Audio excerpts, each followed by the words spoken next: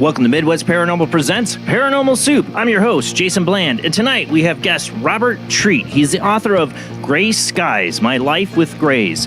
I haven't finished the book. I have it on a ebook form, and I tell you what, I already know this. There's no way 2.5 hours with Robert is going to cover it. We're going to have him on again, I'm sure. There's a lot, man. This guy's lived a very interesting life, not only just because of his incredible experiences of abduction. There's a lot more to it, and I can't wait to get into it with him tonight. I saw him on Connie West's show, and I want to thank it's Deborah East. Thank you for getting in contact with me to get him on the show. So I'm honored to have him on. Of course, a lot of weird to get to in this tumultuous times in the World Wide Web of weird. And weird is always happening, even around the crazy one more step forward to World War III that we are. It seems like I come back every Sunday and we're one minute closer to doomsday or something. You know, the world is coming apart at the seams, but the weirdness in the paranormal is always there and around. And we're here to look and watch and wonder and not think about those things, right? That's what you come here for, so I won't talk about it. I mean, I'll try not to. There's a lot of weird, like I said, and we will take your phone calls later in the show. New feature I want to mention to Patreon members out there. That'd be Adrian, my mom, Holly, Linda, Rhodey, Zach, Rob. You are Patreon members. You now have exclusive access to the Paranormal Soup chat room in the Patreon app. Join us there. Become a member, paid member. $2 a month, $5 a month, whatever you can afford. You can join our Patreon group, and I will have that chat room up, and you can get exclusive messages to me, because I love my chat room and YouTube and Facebook and Twitch. You're great, but I don't get to see a lot of it. This is a way, if you want to help support the show and for me to see your message right away, become a member, and you can basically send me a message during the show with a question, or that you're trying to call in because I have crappy phone lines. We can use it for a lot of things. It's new. I want to try it out. So if you're a Patreon, thank you for your support, and join me in that chat room tonight and following shows. All right, we got a lot to get to, so let's go ahead and get rolling on into it.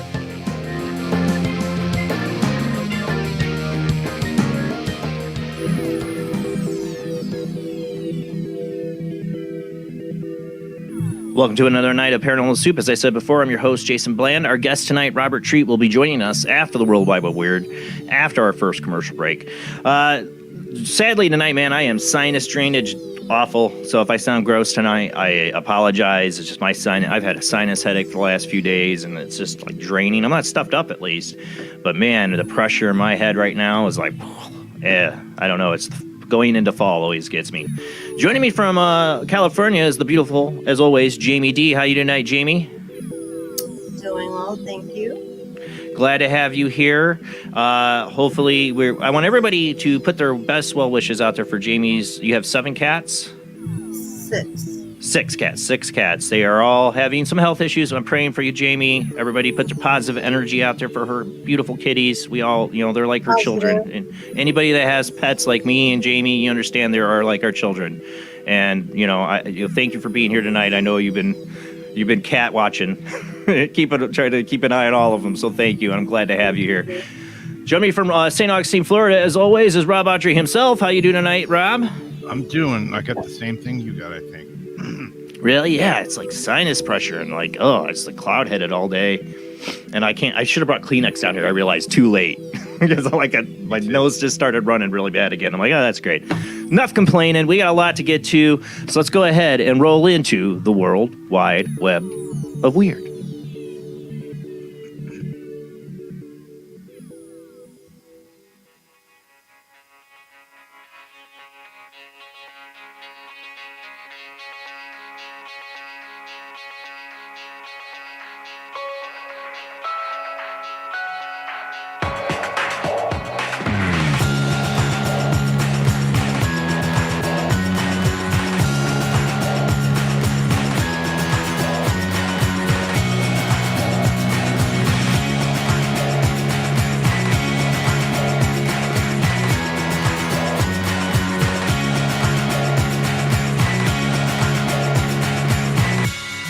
Tonight on the World Wide Web of Weird, we're going to start off with Chupacabra.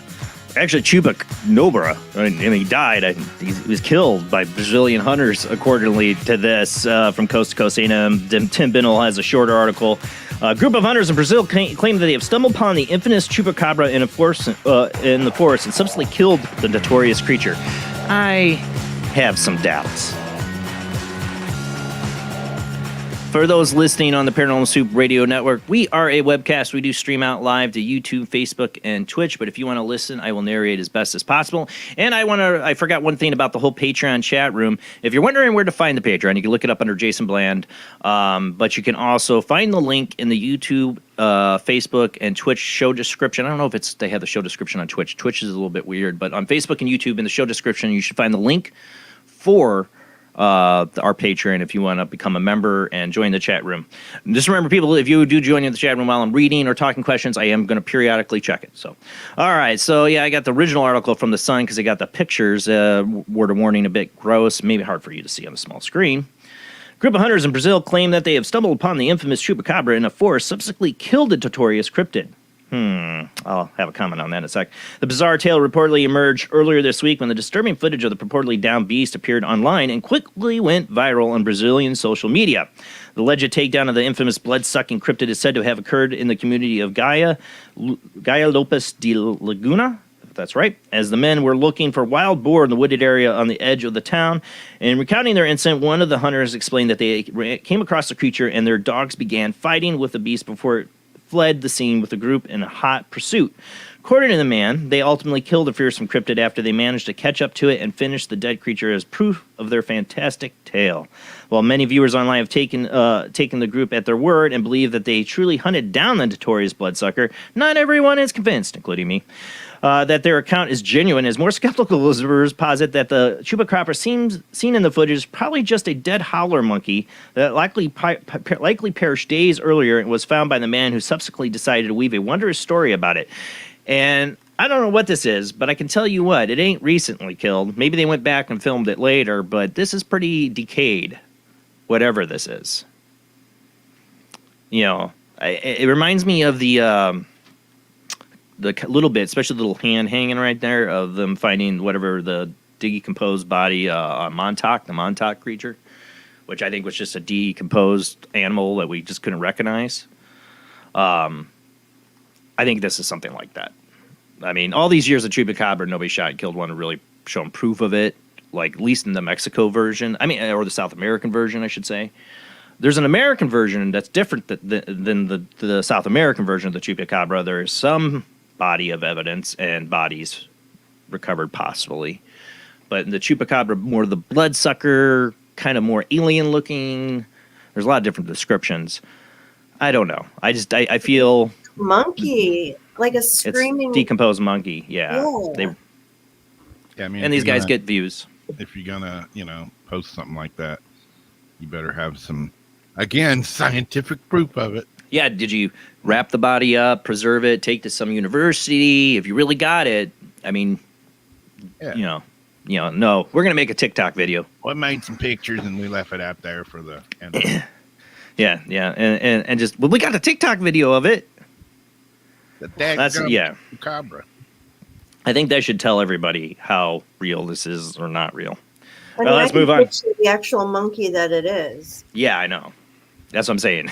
It's been probably more than a few days since it's been there, Dad. Yeah, it's like leather, like football leather. It's just like the beach thing. I mean, that's why I hardly ever cover the beach creatures, things that wash up on the beach. Mysterious creature washes up on the beach. Because 99% of the time, it's just a decomposed whale or dolphin or something else. It just looks crazy. All right, let's move on. Do you need one of these, Rob? Man with emotional support alligator denied access to stadium. You'd have an emotional snake. I do have emotional. You do have an emotional snake. Oh. Well, it's certainly not unreasonable, and this is from Unexplained Mysteries, to take your support dog with you when you go out. There are likely a few very places that would allow you to bring along your fully grown live alligator. This was the bizarre scenario that occurred at Citizen Bank Park a couple of weeks ago when a Joey Haney, who had been hoping to enjoy a baseball game featuring the Phillies and Pittsburgh Pirates, arrived accompanied by a rather large and very dangerous alligator. It wasn't an ordinary alligator either. The 5-foot reptile has gained something of a following since 2015 when it was revealed to be playing the role of an emotional support alligator for Henny. Park officials ultimately refused to admit access, noting the policy was to only allow certified service dogs or service dogs in training for guests with special needs. In other words, alligators don't count.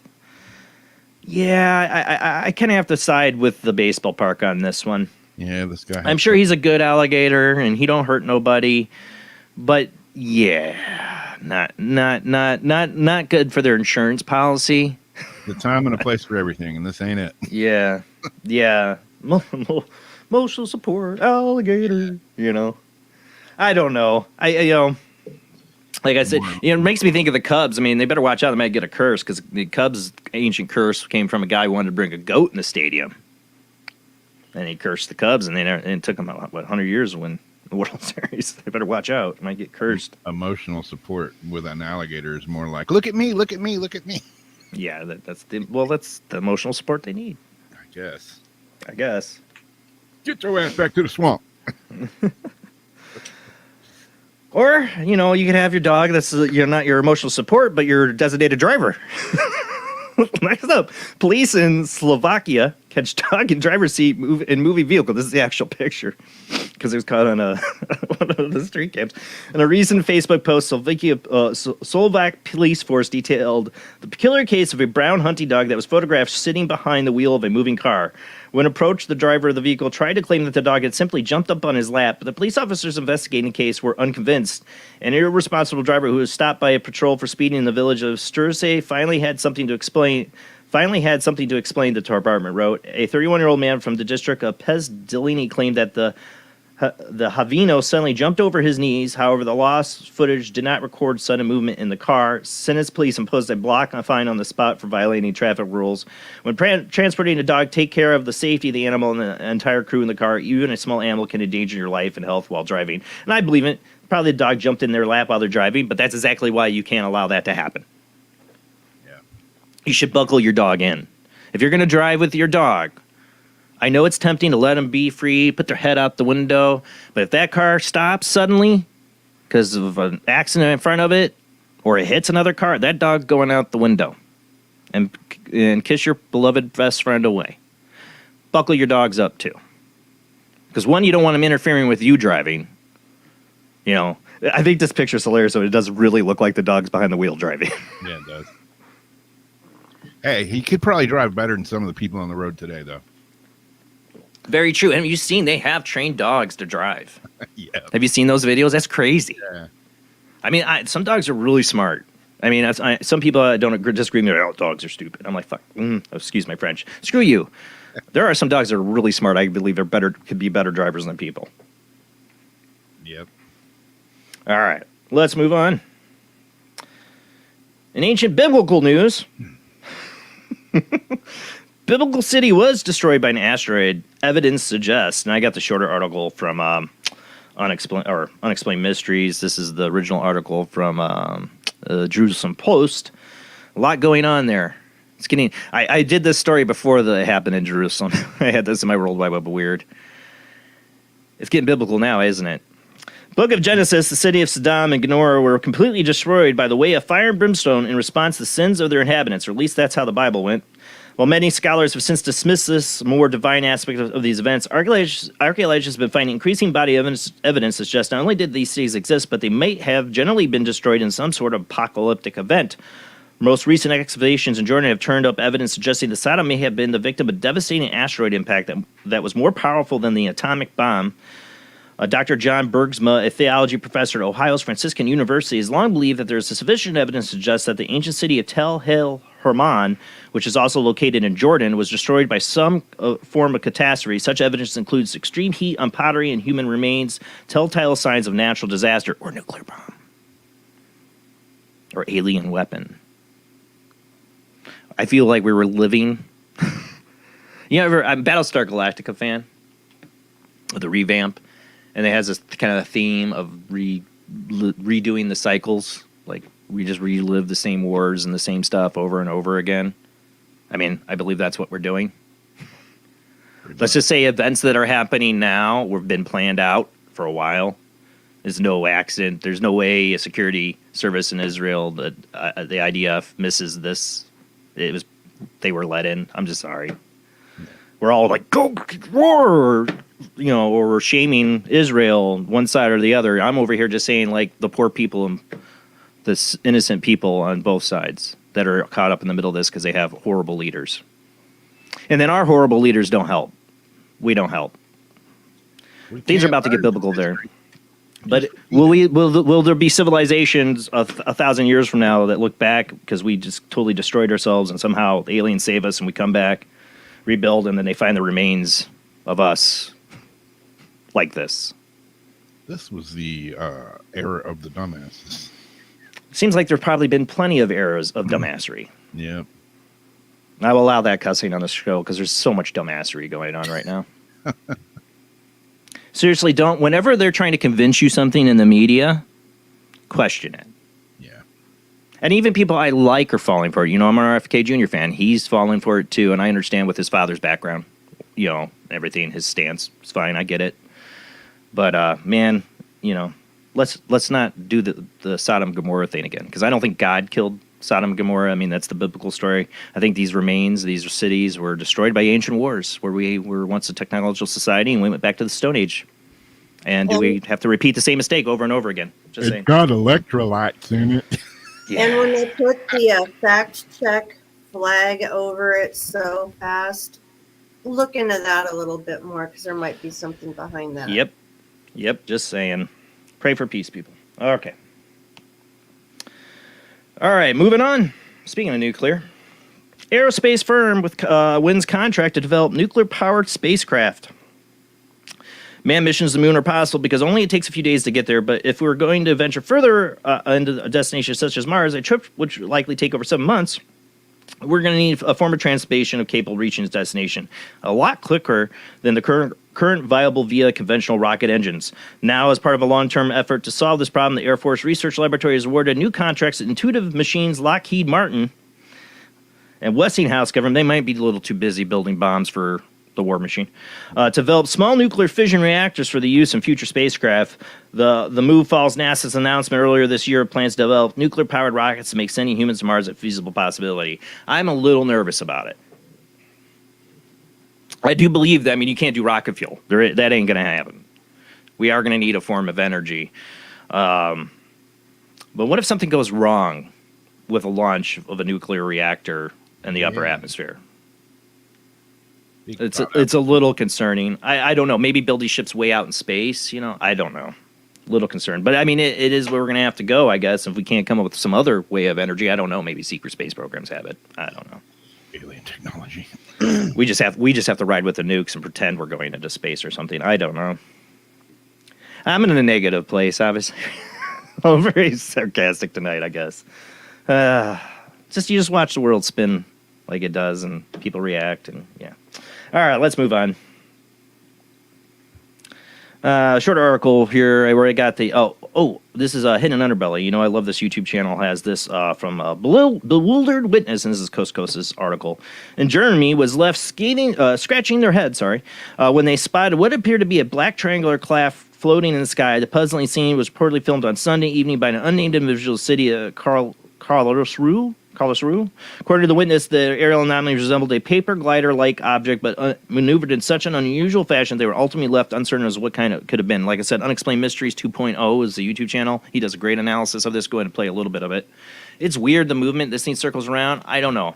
Could this be a drone? It's way up there, so I don't think it's like a kite or anything.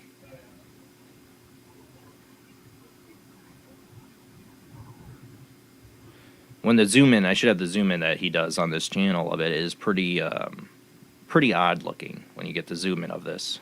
I don't have too long to watch it, but I do want to get to that zoom in of this.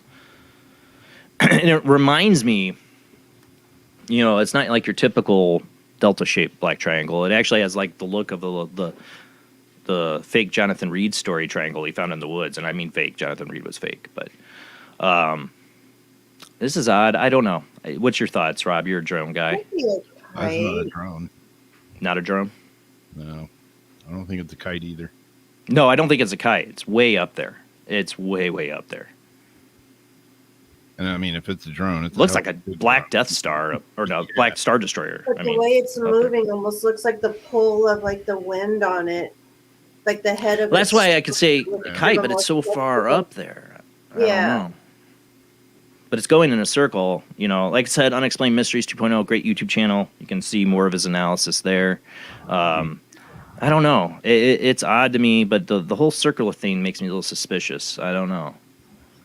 Yeah, it's pretty weird looking. I don't know what it is.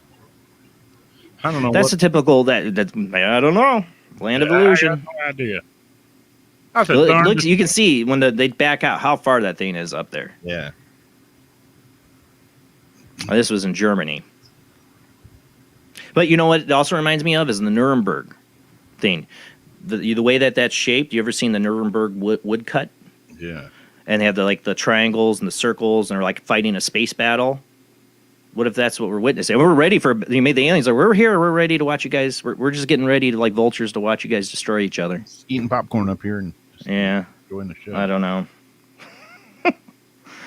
It's odd. I don't know. But that's what I thought of. It's in Germany. It's not in Nuremberg, but it reminded me of that woodcut, the shape. Because it's not like the typical like Terry Lovelace's triangle. It's triangle shapeshift. There's a little different shape to that. More like the way it is in that woodcut. I don't know. All right, let's move on to the last article. Of course, got to talk about this. Heather Wood tagged me in this. I'm like, you're already going to know I'm going to talk about it. Since we've been talking about the Ring camera a lot since I got one. Now, Ring must have heard us, right? Right? They're listening? No? I mean, they are. I got the app on my phone. They've been listening. That's what it is. Popular doorbell camera brand is offering a large cash sum to anyone who can capture evidence of extraterrestrials. The contest, which is being launched as part of the firm's Halloween celebration, will run from now until November 3rd, and each entry will be required to provide scientific evidence of extraterrestrials in order to potentially qualify for the sizable $1 million prize. They're pretty confident nobody's claiming this. I'm telling you this right now. The competition is clearly intended to be tongue-in-cheek, meaning that the entries are likely to be awarded based more on entertainment value than anything else, but will certainly be interesting to see winning entry if there is one. There won't be. It'd be great if there was. I'm not saying there couldn't be. I'm just saying, yeah. To be eligible to win the grand prize, $1 million, as provided by the official rules, entrants must submit scientific evidence documenting an extraterrestrial before the end of the promotion period. Official so you got till November 3rd, right? Now, how are you going to do that if it's just on right? I can't even find the guy, even he's right on your Ring camera that stole the package off your front steps. Yeah. You can't even find him and get the police to do anything about it. But yeah, you're going to be able to scientifically prove the extraterrestrial that walked in front of your camera is This is great advertisement, though, after all the hype after the Las Vegas. It is. It's a beautiful marketing plan. Perfect marketing. Like, show us your best. Yeah. Like, they'll have all these TikTok videos all on Ring Cam, hashtag Ring Cam. Oh, it's brilliant. That is good marketing. That's a good marketing person, unlike really bad marketing people lately in the woke culture wars and all that crap. But yeah, I have to say, I fought getting a Ring camera for a long time, and then, you live in the real world and realize you do have to have some kind of security surveillance of your own property. Because people are up to nefarious things. And I admit I get sucked into watching my Ring camera and the neighborhood updates and all that stuff. And I want more. I want more surveillance. And, I can't blame people for wanting it. No, it's a fun kind of toy. And I just like knowing if somebody's walking up on my property. Hey, the house Steph and I were in was a Big Brother house. Remember that? I know. Well, that's what they're trying to. That's the thing. I won't do the Alexa thing. I don't have that in my house. No, that only lasted a week. That biatch can screw off. I don't want that in my house listening to me. But I do worry about the Ring camera outside, like, because it has the microphone. Like, it's on the outside, but it could totally hear inside, I mean, not that anybody gives a crap to listen to what I have to say. He had his stuff all wired through him. It didn't go through any outside company, so we were, like, in charge of it. He created his own server, yeah. That's Jeff. It's brilliance. I don't have it. The technical. I do, actually. My dad put in alarm and systems, and we definitely could come up with something. But, Ring's nice. I get a little app on my phone. I can look. Very convenient. See what's coming out. Then maybe I catch the alien. My mom has Ring. He uses it a lot. Comes in handy. It does. Well, that's it for the World Wide Web Weird. Our guest tonight is Robert Treat. He is author of Gray Skies, My Life with the Grays. I can't wait to have him on tonight. Thank you, Deborah East. I think that's who has recommended it. I saw him on Connie Willis. He seems like a very interesting guest. I've been reading some of his book. Like I said, I don't think 2.5 hours are going to cover it with him because he's got a lot of incredible experiences that I can't wait to get into. And we will open up the phone lines later in the show. Join us there. Don't forget, if you're a Patreon member, you can join us in the Patreon chat room now on the Patreon app. And then it signs me out. What the heck? Oh, no, I'm in the wrong app. I'm scaring myself. That's the world in. But the Patreon app, join us in there, become a member, and you can get exclusive messages to me. Link is up in the description of the show if you need to find the Patreon or look it up under Jason Bland Paranormal Soup. All right, guys, we'll be right back after a short commercial break.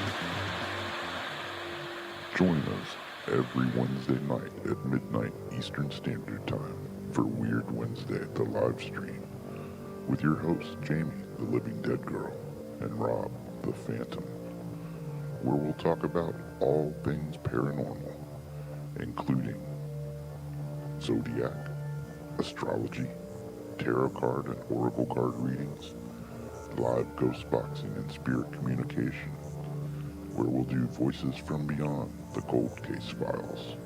So we hope you join us live on Facebook and YouTube every Wednesday night at midnight Eastern Standard Time. We hope to see you there. Bye-bye.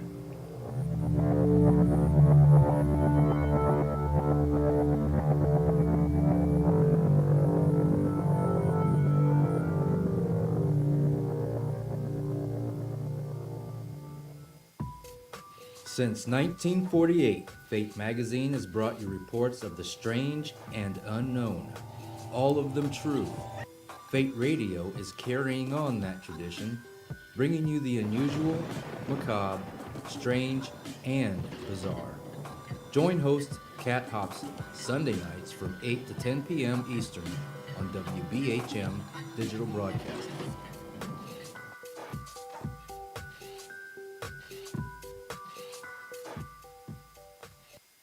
Encounters of the Second Kind, Physical Evidence of a UFO. Close Encounters of the Third Kind, Contact. From Steven Spielberg, the director of Jaws, comes one of the most ambitious and unusual films ever made. And what you will see has never been seen before.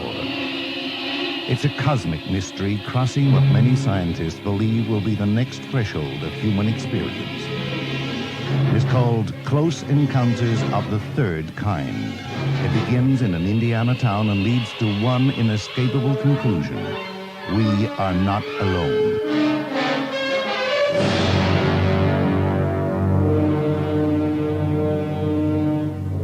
Close Encounters of the Third Kind. Certificate A. Now showing at the Odeon, Leicester Square.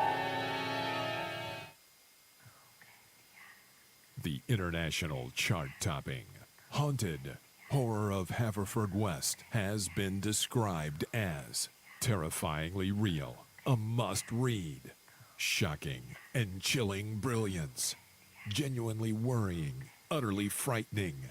Don't read before bed. Described as one of the spookiest writers out there, best-selling author G.L. Davies presents Haunted Horror of Haverfordwest, the true paranormal account that is shocking the world. Dare you enter? Dare you read? Haunted Horror of Haverfordwest is available on Amazon, Barnes & Noble, Kindle, and wherever books are sold. Pray you never have to live there. This is the sound of a space clock aboard a U.S. satellite 180 miles above the Earth. No one winds up this timepiece. It's powered by a tiny battery, a battery that delivers power for years without replacement. Now the same type of battery, the Duracell battery, can bring new reliability and long life to your battery-operated equipment. Radios, cameras, toys, all run far longer. Duracell batteries, the long-distance power cells, outlast any ordinary battery. The same type of battery that keeps space clocks running for years can bring long life to anything powered by batteries. Dura, as in durable. Cell, as in power cell. The Duracell battery, made by Mallory. Are you intrigued by Paranormal Talk Radio? You'll love the new Paranormal Radio app from Talkstream Live. You'll find a great selection of talk shows covering UFOs, ghosts, strange phenomena, and much more. Download the Paranormal Radio app now and start listening to the very best in paranormal talk entertainment, including the network you're listening to right now, the Paranormal Radio app, free in Google Play and the iOS App Store. Switch to DCS ranging. 240, nominal to profile. We're in the pipe, 5 by 5.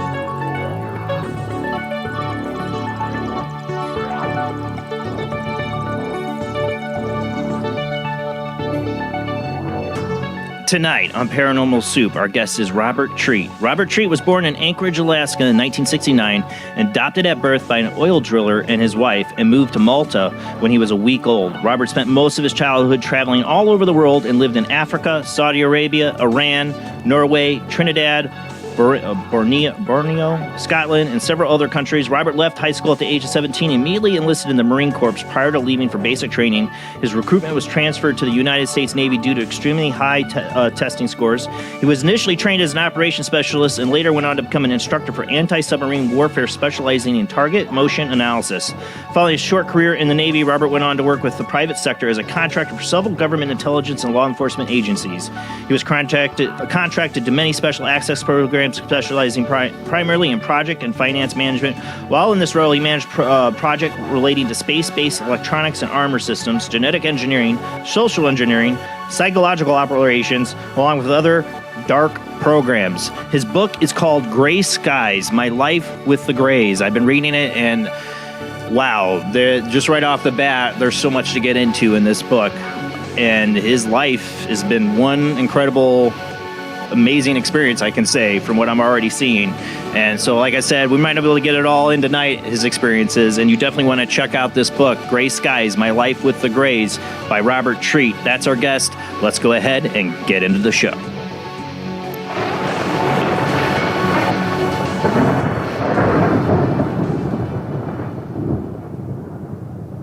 All right, let's get Robert in the StreamYard.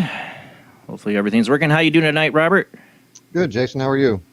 Good. It's an honor to have you on. Thank you for being a guest tonight. I am enjoying your book. I have a lot of questions, but I haven't finished it. So I also won't spoil it for everybody either. But right off the bat, just from your childhood, your creation, I mean, everything, some incredible stuff going on. I want to get into that if you want to start with that tonight. Sure. I mean, it's like starting at the story, how I was born. Well, that you have a pretty interesting, I would say birth tale, how you came into this world. Yeah. Granted, because I was adopted, I knew nothing about this, during the experience. It wasn't until many years later that I found out that part of the truth retroactively.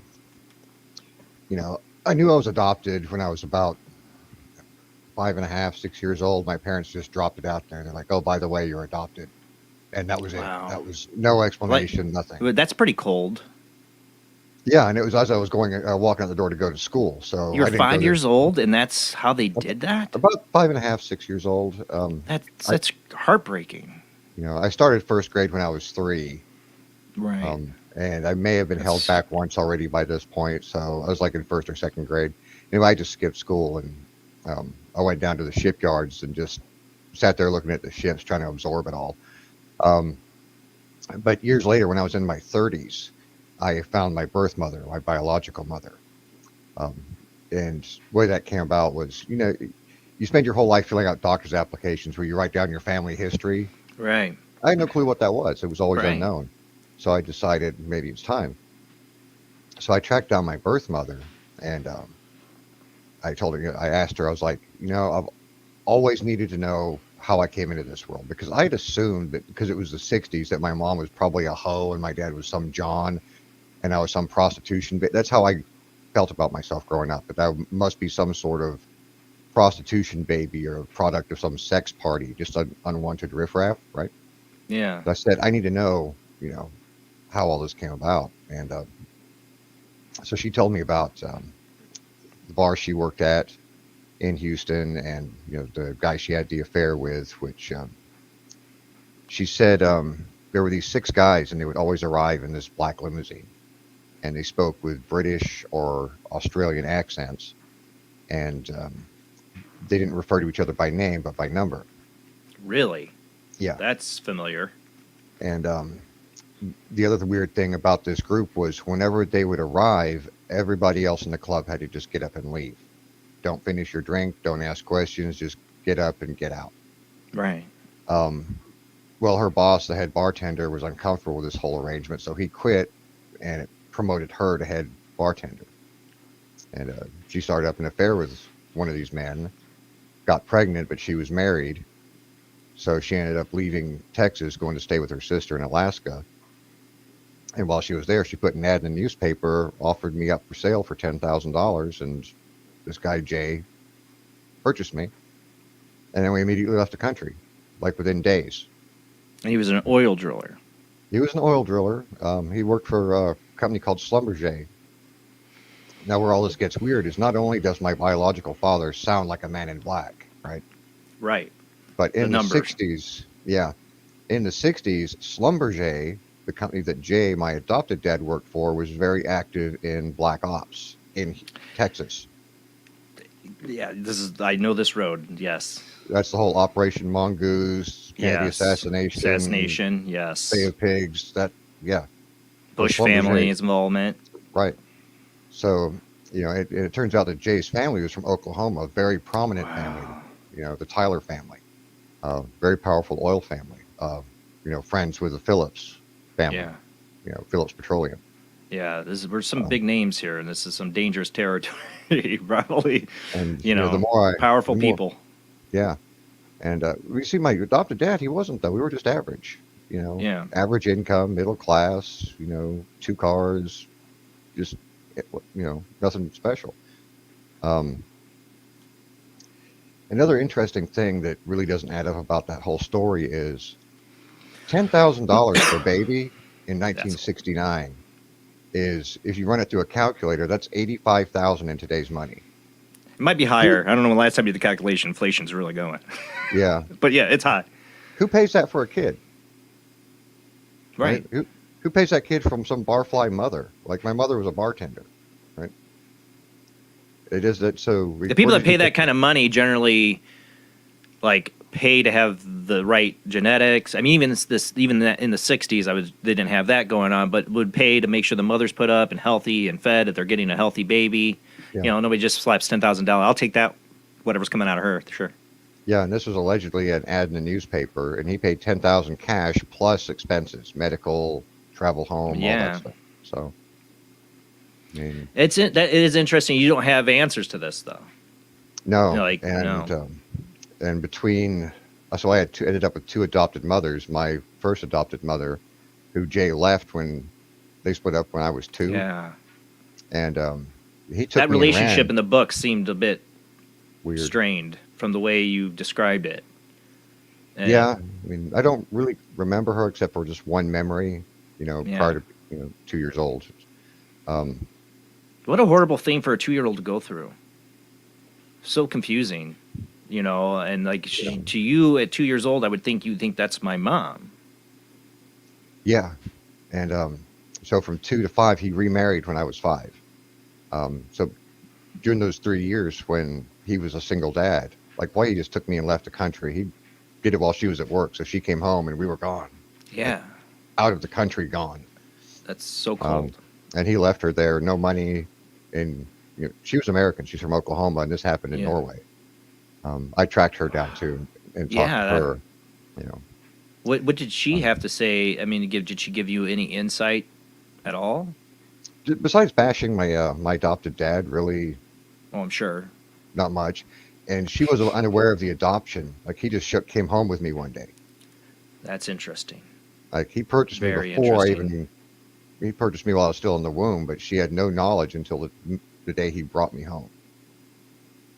And then they packed up and split. Wow. Left the country, moved to Malta, of all places. You say he's an average guy, but the travel alone. I mean, I know his job required him to, but this is not your average guy, I'm sorry to say, in the situation you're in. Yeah, and, just a weird pattern of moving around when I was a kid. I really got to thinking that they were trying to hide me from somebody. Right.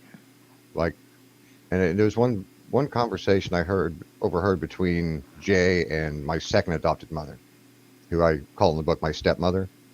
I don't mention her name because her name's not worth mentioning. Like, not a good home life, I can tell you. Yeah. But one day, this was after my first abduction experience, first time I was actually physically taken by the Greys. I overheard him and my stepmother talking, and Jay was saying to her, he said, if they ever find out that they found him, my ass is grass. Right? Even at that age, I understood there's 2 different theys there. Like, if they find out that they found him, my ass is grass. So who are the 2 theys? Right. I've never found that out. We could. I mean, I'm a brainer was in the book speculating. Like, you can, to speculate, but that's one of the things when I wrote the book. I really tried to just keep it from the perspective I had at the time, without embellishing. And I really, if I had the book to do over again, I would go back and add those, illustrations and elaborations. Some context. But I can see the original reason why you want to put it just as it was. You don't know. Yeah. So that's what you're putting as in the book, and it's an honest take, and you can feel it in the book. Yeah. I mourn for your childhood, and like I said, what a cold way to find out you were adopted. I assume it was your stepmother that laid that on you. Yeah. Yeah, and I don't bemoan my childhood. as an adult, my stepmother called me up one day to apologize for abusing me all those years. They didn't feed me; they beat me with belts and all kinds of things. But it was the '70s. Everybody got beat with a belt in the '70s, man. People are trying to call for it again now with this generation. Like, they need me belt. I was beat with a belt. These kids need to be beat with a belt. I don't know if that's what they need, but they do need something. Maybe not beat with a belt. When she apologized, I said, "What abuse?" And she was like, "Well, all the stuff I did to you." I was like, "Oh, don't worry about it. I don't even think about that." It's nothing I was compared like, to what you went through with the Greys. That was actually a pleasurable experience to me. Was it? Well, we got to get into that. I wanted to cover it's also interesting, the book that you had pointed out, that you were left when your parents were supposed to adopt you. They lost you at the hospital. I thought that was interesting. They found you, like you were left in a locker or something. It was standard practice back then not to put, and it may even be today, babies who are going up for adoption don't get put in a nursery with the other babies because they don't want a complication with the birth mother finding the baby, reneging on the deal, going through all those complications. But this was a small hospital, Anchorage, Alaska, in 1969. Not much of a hospital there. Right. So the charge nurse that night, she segregated me. She put me in a closet down in the basement adjacent to the boiler room. And whatever happened that night, whether she got fired or quit, she just never came back. How evil. I'm like, I don't care about the job, but I'm leaving, you're firing me, or I quit, whatever. There is a baby that you need to take care of. You think, some kind of mention. Yeah. No, she was never seen again. They couldn't contact her, so they didn't know where I was for the first 4 days of my life. And they found me in that janitor's closet down in the basement, and the light bulb had burned out. So I've been in the dark, hungry, untouched for 4 days. So that's crazy. So that did give me an aversion to, darkness, bad decisions fueled by loneliness. Yeah. Hit alone. I can't stand being lonely. I couldn't. Yeah. So I'd latch on to the wrong people, get myself in bad relationships, horrible fear of the dark. Yeah, I figured. Yeah, that's a horrible way to come into the world. I'm sorry we had to start with that with you, but I thought that was so interesting, the book, and like your life started out that interesting and bad, and then when we add alien abduction into it, and so how did that start for you? Was it something you've always known, or did you have like a kind of like aha moment later in life, and this is all you found through regression? How did all this work come about for you? Oh, I've always remembered it. You always remembered it. Okay. Yeah, there's never been any blanking or memory alteration. The very first time I was 4.5, and I was awakened by Jay, my dad, calling me out into the hallway. So I get out of my bed, shuffle across the floor, go out into the hallway, and he's to the left. So I look at him to my left. Yeah. But I kind of sense something to my right. So I look at him and I turn, and there's a group of gray beings. I didn't know what they were. I have no concept of aliens. I'm 5. Right. Right? TV is not a thing for kids back then, right? We didn't have TV. We didn't have the entertainment. Where were you? Because I know you traveled a lot. So what country were you in at this moment? Aberdeen, Scotland. We had Aberdeen.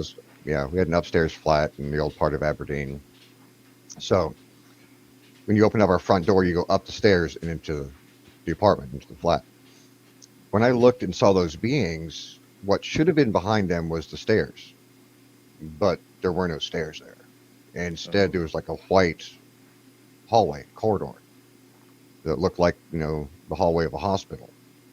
When I saw them, I turned to face, maybe run towards my dad, and they tried to catch me by the shoulders.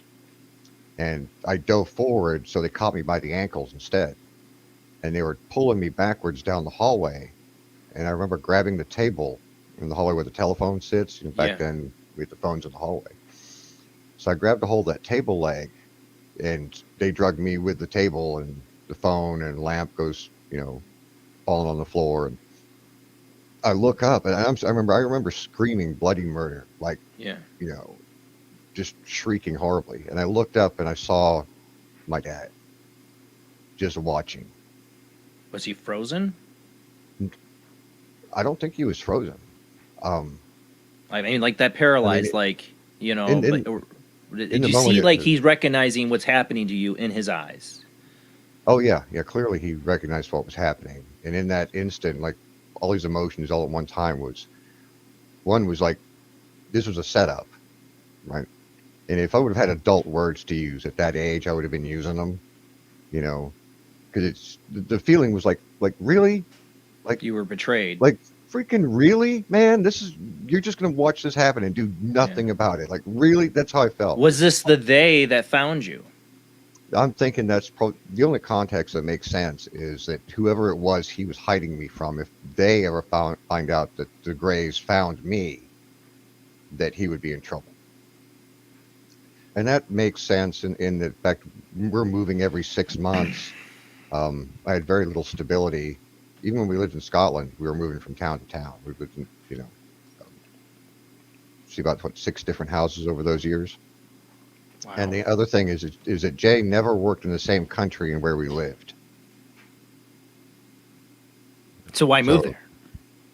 Yeah, like when we lived in Norway, he was working in Scotland. When we lived in Scotland, he was working in Norway. When we lived in Dubai, he was working in Jordan. He never worked in the country where we lived. So that's another kind of weird thing. It is weird. And this is all for the oil company he supposedly worked for at the time. Yeah, he worked for Dietzman, Schlumberger, Sedco. Those are the ones I know about that I can remember. Yeah, deep ties to the intelligence community. All of those. Very possible. Yeah, I get the feeling he was paid. That he never really wanted me. That he was paid. That he was That's given the feeling. Yeah. That's the take I get. We can only speculate. He's gone. You can't ask him. But in that, that's the feeling I get.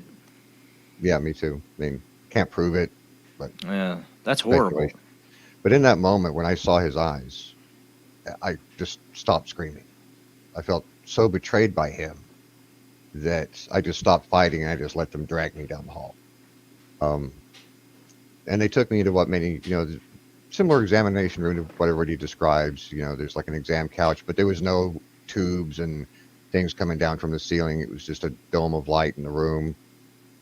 They were very gentle, for the most part. And I'd asked them, I said, are you going to hurt me? And they said, yes. And when they said yes, I just was completely relaxed. Because after what just happened, they're honest. Watching my dad betray me, right? It was, at least they didn't lie, was what I was thinking. Was this telepathic or was this a verbal? It was telepathic, but I didn't know it then. Yeah. Yeah. I'm hearing them in my head and I'm talking in my head. It's later that I realized that my mouth wasn't moving. Right. Gotcha. So what did they do with you in that moment? I mean, like, you said there was no tubes or anything, and they said yes, they are going to hurt you. So what did they do? They pushed a needle up through the roof of my mouth, and I could feel it crunching going up, and you can hear it as it crunches. Mm-hmm. It feels like it's somewhere up in here. Yeah. And before this one even draws out, there's another one that goes in the back of my head. And for my entire life, I've had a scab there that never heals. Right there in the crown of my head. And it hurt like nothing. It felt like my eyes were going to pop out of my head. It was pressure more than pain. It was just pressure. Yeah. And then when it was over, one of them put his face down close to mine and took the pain away. And I think that was really, I almost kind of loved him at that point. One, I'd had virtually no honesty in my life up to this point, and everyone who had hurt me, which was a significant number of people, even at that age, had lied, had never cared enough to take my pain away after they'd hurt me. Oh. So not only are they not liars, but they're compassionate. And I just really kind of felt connected to that. So, I've always wondered if people blanked out after. A little Stockholm syndrome is what some people would say about that too, though. It could be, yeah, it could be a thing. I find that so sad. I find your whole experience so sad. As a father, I love my children. I would never want to betray them in that way or see them hurt that way. And for children, for me, my dad was a deadbeat, but I had a stepdad later in my life that means a lot to me. It does, and for somebody who's not my biological father, he loves me, cares for me. He's my dad. Yeah. And he would never. He's gone out of his way to make sure we're safe and all right. He dug out the hole in his basement for the sub pump so we could keep doing the show without the floods. I'm not biologically related to him. He doesn't have to care, but he does. What I'm saying? And for you to go through this, to start life out young and have no one to count on, and the whole alone in the dark thing is continuing. Yeah, it's been a constant, a continuing Like thread a through my theme. whole life, but it's not something I regret or bemoan or have hang-ups. I have seen a shrink a few times, and I've really got no issue with my past. More routine psychological evaluations, but I did have a very intensive one done because I asked for a complete psychological battery done on me because I just don't relate to things the same way other people do. I could imagine. But that's what made my career, got me into the position that I got into, was being able to think the way I do. And if it hadn't been for those childhood experiences, I might have turned out normal. When you say, it's interesting too, because I've had a lot of abductees on here, different experiences, similar experiences. The similarities are very interesting, and the differences are interesting. What I find the difference is a lot of them are usually taken through a wall or out their window or through their ceiling to a ship. But it seems like they just put a portal right in your room and took you. Yeah, there was different types of abductions. There was the portal, which was the most common. And that portal was usually in a wall, but it wasn't always. It could be freestanding, like in the middle of my grandma's secret garden. It was just there in the open. And there were times when I'm taken into a ship. But there were also psychic abductions where they just seem to take your essence but leave your body behind. And this is the whole confusing thing about being an abductee, because even though it's real, there's a part of you that's always going to be like, there's no way that's real. There's no way that happened. And the thing, you know what liminality is, right? Explain. Okay, liminality is when something looks a certain way but just doesn't feel right. Right? Like talking to somebody that has no facial expression. Right. Okay. I've never heard that term before. I'll be honest, I hadn't.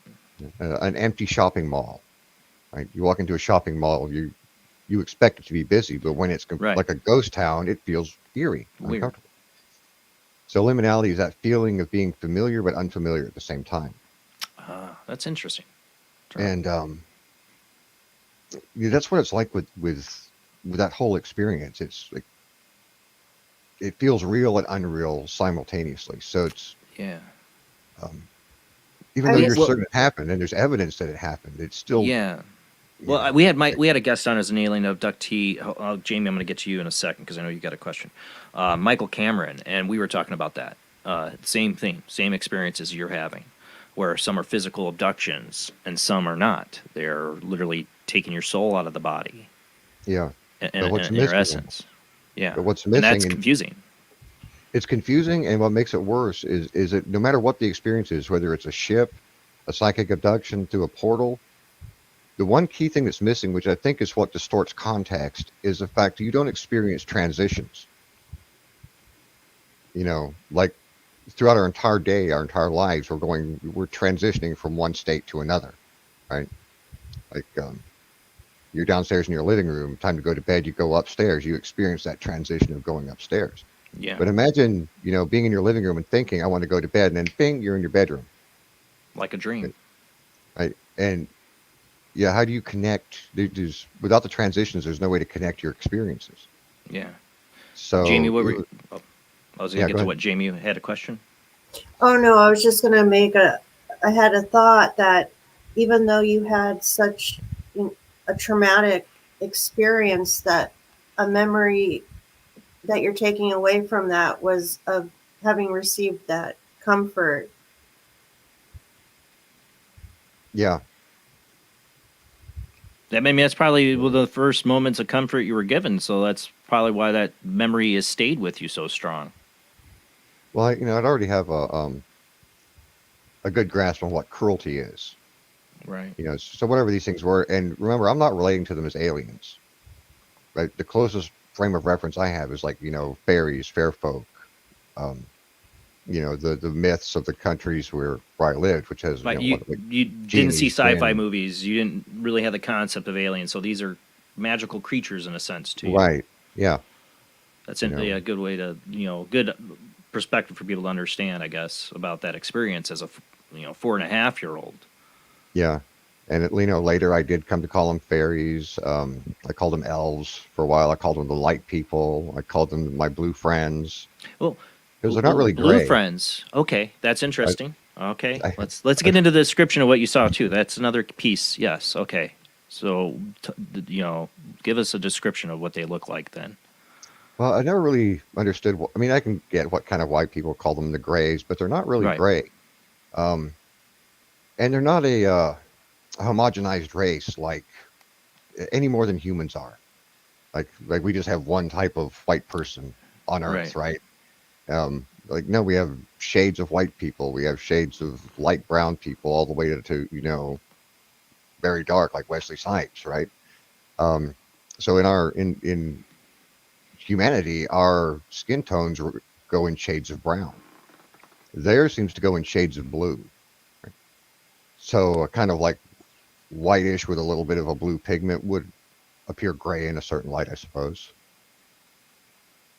That I find that so interesting. I'm going to be honest. I haven't got into this with you yet, but my friend Terry Lovelace, I've had on the show many times. Incident Devil's Den's a book he wrote. Reading that opened me up to some memories and themes and incidences throughout my life I totally ignored for some weird reason. For my interest in aliens and the paranormal and everything, why I would always ignore these facets of these experiences, I don't know. Until reading that book, it kind of opened my eyes to them.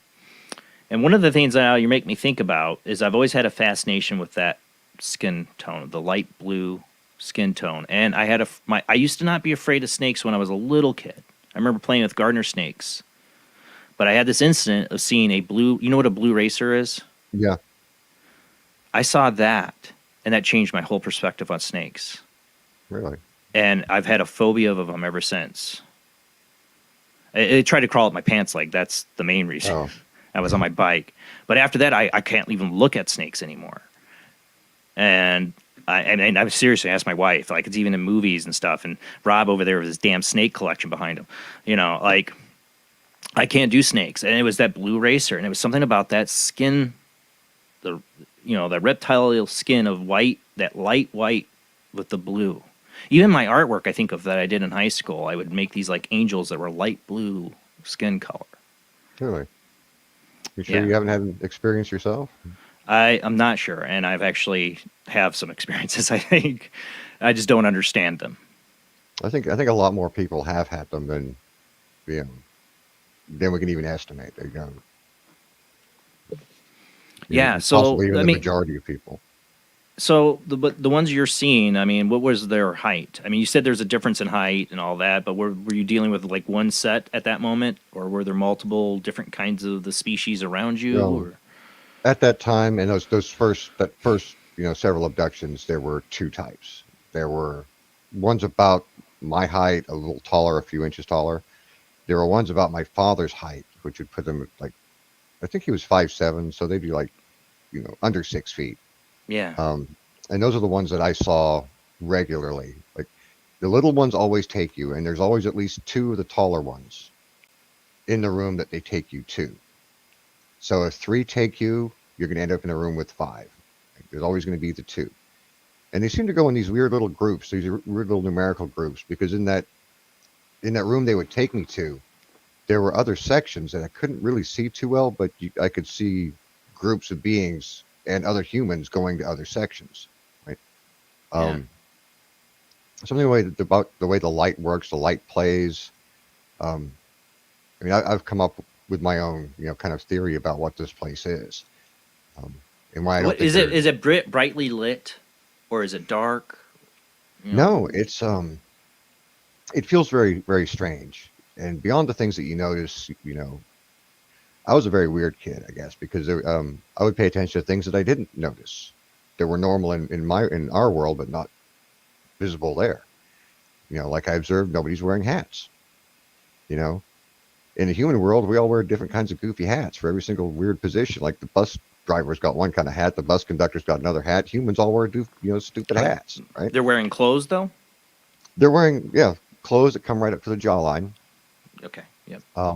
But no hats, no trash cans, nothing on the counter surfaces. No knickknacks on, like, there's no form of decoration. Right? Very And, sterile. Yeah, and the way the light plays, like, the light doesn't travel beyond the area they want lit. Like, so it's not a kind of So light. you only see what's within your area. Everything Right. else beyond. You remember? It's another. Yeah. Okay. Sorry. I'll let you continue. I don't want to get into it. But the light's clear. Everything's visible. There's no glares. It's more comfortable. But afterwards, you remember, I don't remember breathing. I don't remember blinking. I don't remember ever feeling hungry or tired. So beyond what you're experiencing, there's a whole range of things that you're not experiencing. And so much of what you feel when you're in that place is the same thing that people describe in near-death experiences, right? Right. Yes. And when you go through that portal, it kind of feels like you're dying. But not in a bad way, more just like you're leaving, right? You're just, so my little pet theory that I came up with was that they're not spaceships at all. That they're more like containers for an intermediate reality. Like they come from one reality into our reality, but they can't fully exist in ours. If So they're it's a fourth container dimension, of their reality. yeah, the one that we can both inhabit. Like if they come into our reality, if they're fourth dimensional, they're going to lose a dimension when they come here. If we go into their reality from 3 dimension into 4 dimensions, we're going to pick up a dimension when we go in there. See, that reminds me, I had guests on years ago, Chad and Alta Dillard, who had an incredible abduction experience in New Orleans, and they wrote a book called Orbducted.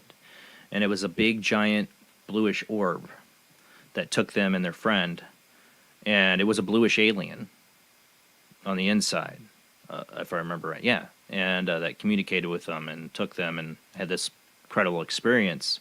But like that, it's just an orb of light. It got bigger, smaller, but it's like this other universe inside. Yeah, I mean that's kind of what I'm sort of describing. Like the Matrix movie, The Train Man. He has his little reality that he builds between the world of the Matrix and the real world, where only his rules operate. Yeah, that's kind of I get the feeling it's something. Or like the that. TARDIS in Doctor Who. I mean, it's a phone booth or whatever, and you go inside and it's bigger on the inside, powered by a black hole. Yeah. I mean, so I think looking at them as spacecraft and approaching the whole problem from that may be incorrect. And I caught the tail end of your previous segment where Ring is offering $1 million for photographic evidence. Yeah, you gotta have scientific proof to get that million. Want that dollar? You want that dollar? They're basically doing.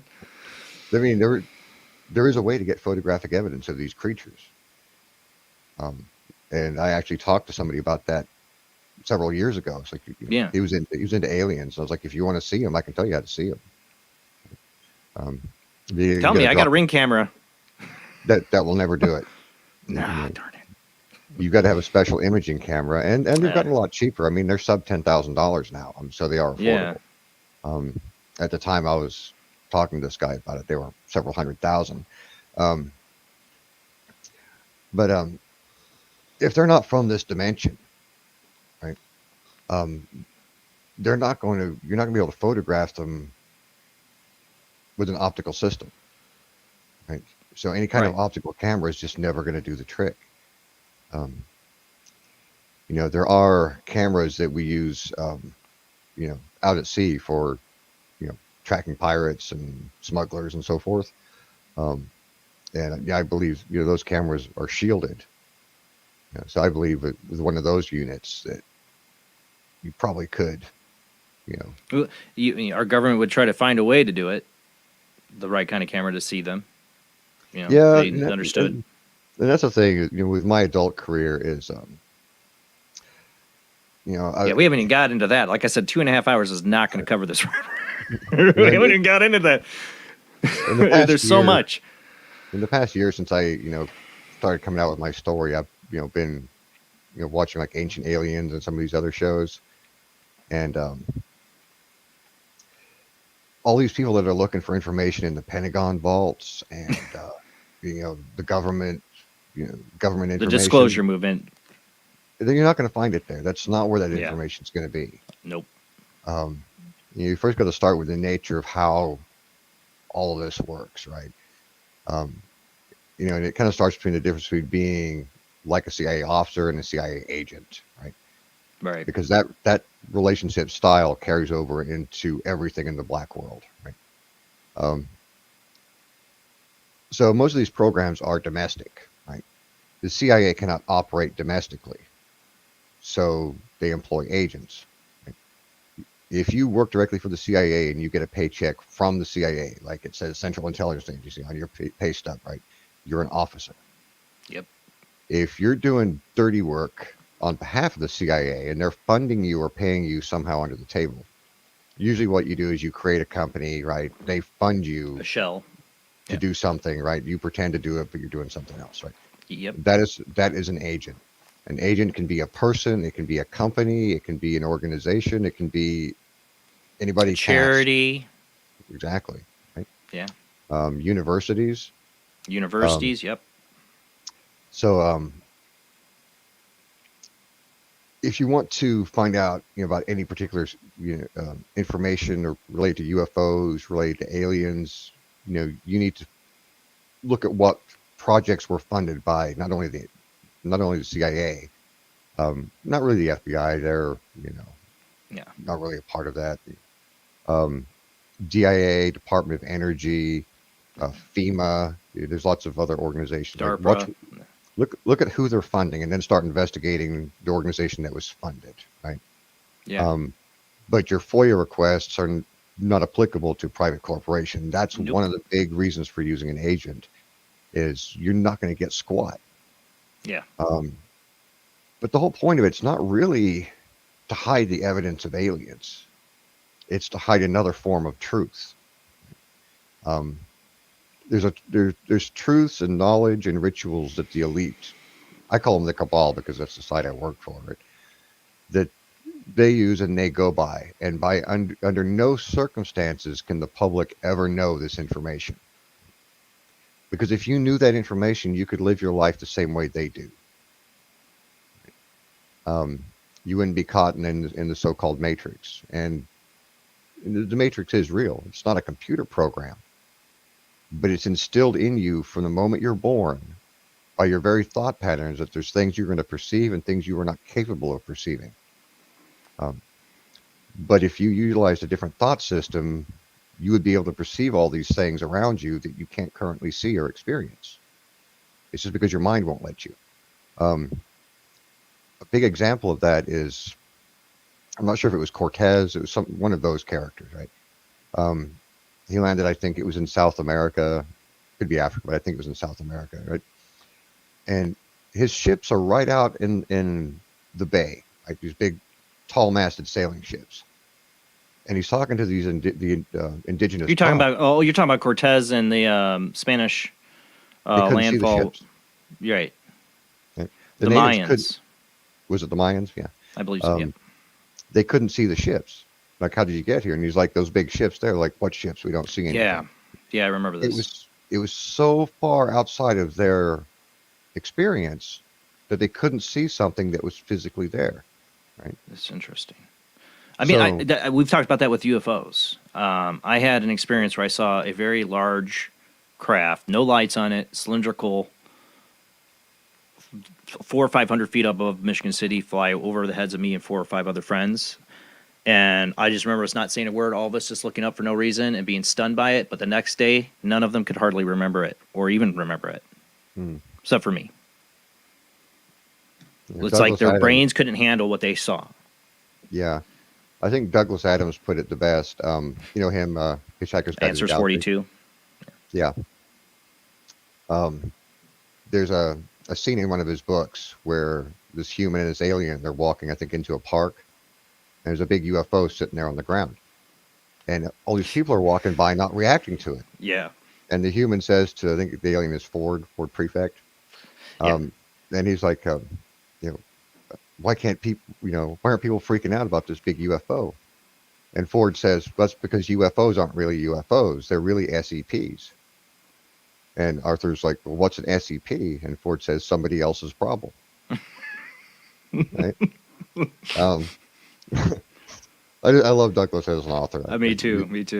He's got such a great way of putting things. I remember that scene. I know what you're talking about, and that is so true. I didn't even think about it that way, but I mean that could really happen. Honestly, think it could happen. I mean, literally nowadays nobody knows what's real or illusion. Or like, oh, that's cool, spaceship, walk on by, or not even see it. Yeah, because we're like this on our phone. And the Matrix really is the psychological world that's built for us, so that we stay so engaged that we never question anything enough to look around and see things for what they truly are. I agree. 100%. It's a mental matrix, is what you're trying to say. Is that it's not like we're in a computer program and our bodies are hooked up to all these tubes and we're little batteries or something. No, it's this mental matrix, a veil. Yeah. I mean, at any given time, there are dozens of things arrayed against you that have been planned for decades. Maybe over a century. The average length of these plans is 50 to 80 years. So whatever's unfolding today, the foundation for that was laid 50 plus years ago. Right? Like the foundation for COVID-19 was laid back in 1974. Watch what you say. Lord Voldemort is listening. Bill Gates. Oh yeah, Dr. Fauci. Facts and figures. But the first weapons test on coronavirus was 1975. Or 1976. It was officially designated a bioweapons platform in 1975. The spike protein variant was first identified in 1991. This is all on record. Yeah, the NIH basically is running the bioweapons program. But what happened in 2020? An entire planet full of people ran around acting a fool, over something that could have been known, right? If things hadn't been controlled and the acceptance of the source of information as factual, right? Yeah. That's an element of the Matrix, right? Fear. Yeah. That's the biggest tool of this Matrix. You have these huge stories, right? Blowing up all over the news, and then within days, just gone. Like, what happened to Maui?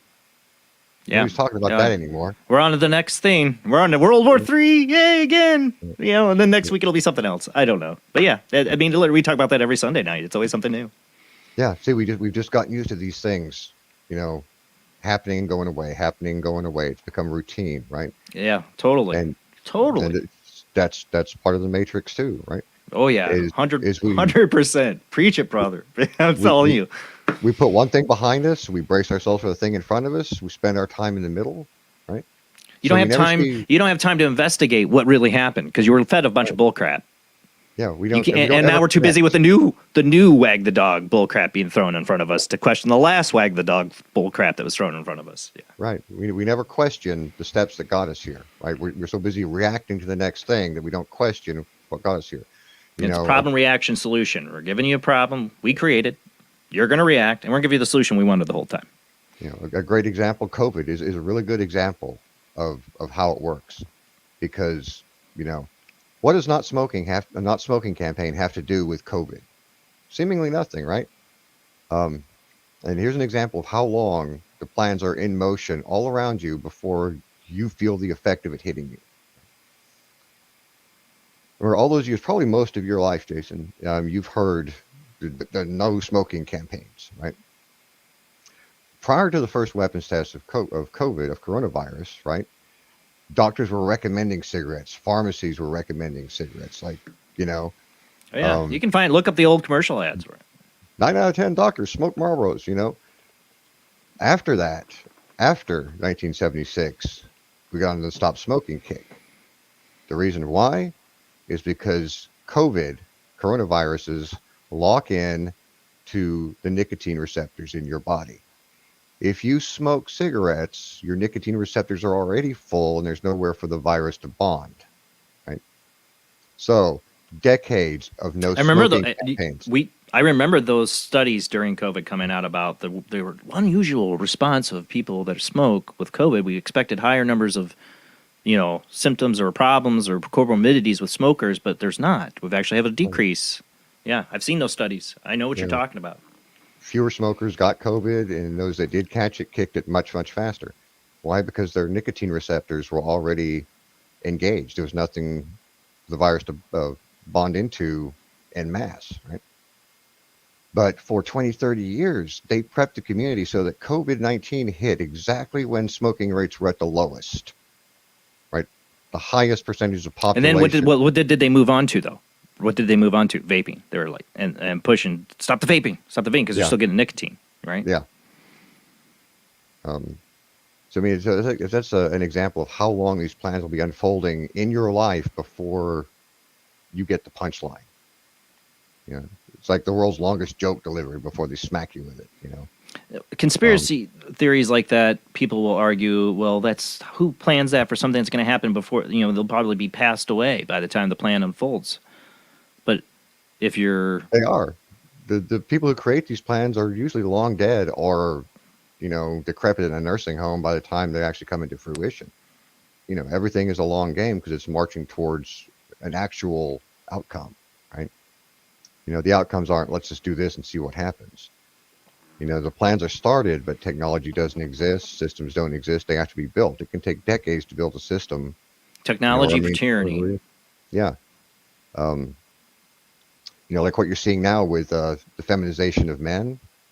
That really started post 1991, when the working papers for the gay bomb came out. And I know that sounds funny, right? The gay bomb was a real thing. Have you heard about that? I think so. Right, the gay I know what bomb. you're talking about. The concoction of chemicals we were going to drop, on Russia behind enemy lines, Right. and all the Russian soldiers would turn They would gay. turn gay. Yeah. Right. We actually funded this. I know Yeah. what you're talking about. Yeah, that's what I thought of what you're talking about. Yeah. It was a stupid idea. That's what they called it, though? That's what they called it, the gay bomb. I thought I had a different... Yeah. Wow. Now that research, obviously, it didn't go anywhere as far as a gay bomb goes, but research was viable in the fact that these chemical cocktails will cause, homosexuality or the feminization of men, right? Lowering testosterone levels, altering brain chemistry, all of that. So they've been slowly feeding that same concoction that was proposed in the gay bomb. They've been putting it in our food for years. Or water. In our water, in our air, right? I can hear Alex Jones now going, turn the frogs clear! Yeah. I'm not making any judgments on, any of these people as people, but. No, a lot of my good best friends are gay. But we don't, we didn't get to where we are by accident. This isn't just a series of random events that led us to where we are. And this is something, the outcome is set. It's really too late to do anything about it. There's one course of action we can take to actually change it, but that's not going to happen. But understanding, knowing how we get from A to B to C, I feel is important. How we survive this, how we move forward, how we make decisions going forward. And even just understanding how we got here, can at least make us feel better about, the situation. So we don't just react like people are doing right now. And we buy into every single thing.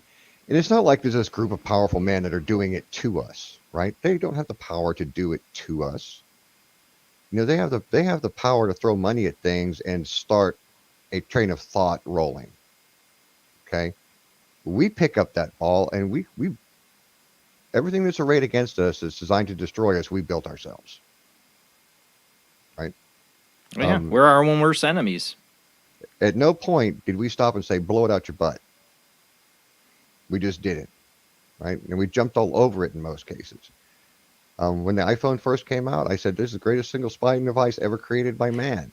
Got it right here. and what are we doing? You're spending $1,000 to put that thing in your damn pocket, right? Somebody's going to track everything you do. How do we develop the models that create, these programs to influence social behavior? By data. The more data we have, the more accurate the models can be, right? At this point, we've provided them so much data on ourselves through our daily activity on the phone that quite literally their models can tell you what you're going to have for lunch tomorrow when you don't even have a clue yourself. Right? Yeah, they got AI algorithms that could do it. I mean, Edward Snowden, exposed all this many years ago. I mean, this is before. I mean, we had the smartphone, but now we have the level of Alexa and all this other stuff. And Snowden was trying to warn us years ago. And look how they treated him. I mean, Facebook, social media. I mean, they could not have succeeded any better, right, with their data collection.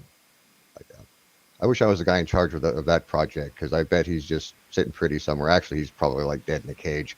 Like the Running Man. The winner ends up dead. Yeah. 2 years after Twitter came out, I said, social media is going to be the death of us one day. We're just. I mean, it's great. I mean, I'm using social media right now to cast out and talk to people. It's great. It also gives people the advantage to talk and have conversations that the mainstream media is not having. So they, in part, hate social media too. There's this control. You can see it. The fight is happening right in front of us for the control of it. But it's all the bad that it's being used for. Yeah. Just like any tool. We can have nuclear energy or nuclear weapon.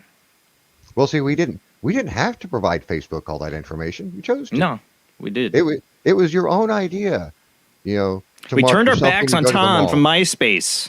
And they gave us the fun games with the cute emojis. And if you wanted those new emojis, you just had to sign up for that free brainless. Sorry, Tom from MySpace. We got to go to commercial break. When we come back, we continue this conversation. But we're going to open up the phone lines if you're good with that, Robert, and take questions from the audience too if they want to call in. Don't forget Patreon members. I got the chat room. I keep checking. If you want to join, $1 a month, $2 a month, whatever, become a paid member. You can get messages to me in the Patreon chat room. It's in the app. I think you have the app for that. But join us there, or we'll definitely try to get your questions in the regular chat room as well. It's just a lot more people in there. But if you want to exclusively get to me, Patreon's the way to go. And like I said, we'll open up the phone lines when we come back with our guest, Robert Treat, after this short commercial break.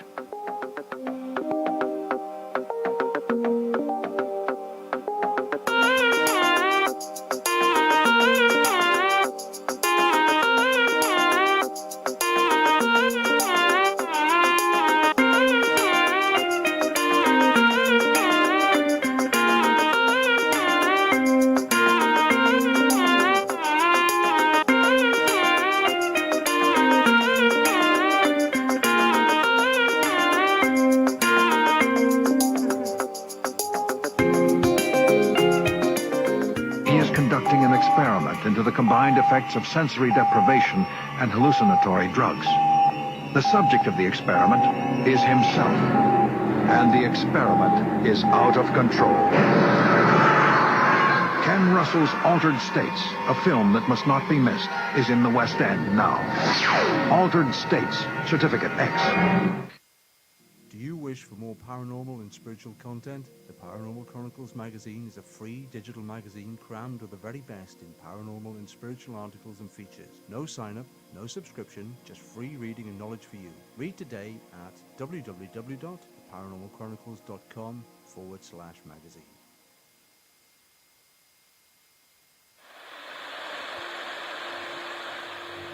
Join us every Wednesday night at midnight Eastern Standard Time for Weird Wednesday, the live stream, with your hosts Jamie, the Living Dead Girl, and Rob, the Phantom, where we'll talk about all things paranormal, including zodiac, astrology, tarot card and oracle card readings, live ghost boxing and spirit communication, where we'll do Voices from Beyond, the Cold Case Files.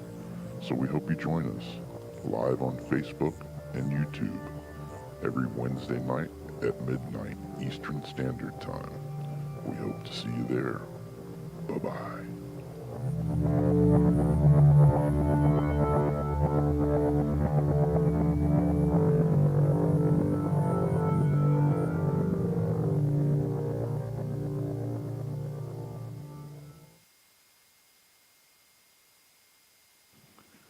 Paranation Magazine is a new paranormal magazine based out of Denver, Colorado. Our goal isn't just to give you the best paranormal content out there, but to promote paranormal unity. We're doing this by giving everyone an opportunity to tell their stories and to share their experiences. For more information, follow us on Facebook at Paranation Magazine and soon, paranationmag.com. I've Never Met a Dead Person I Didn't Like is the extraordinary travels of a young, alone, and broke psychic in the highly anticipated new book from internationally renowned psychic, medium, medical intuitive, and best-selling author Sherry Dillard.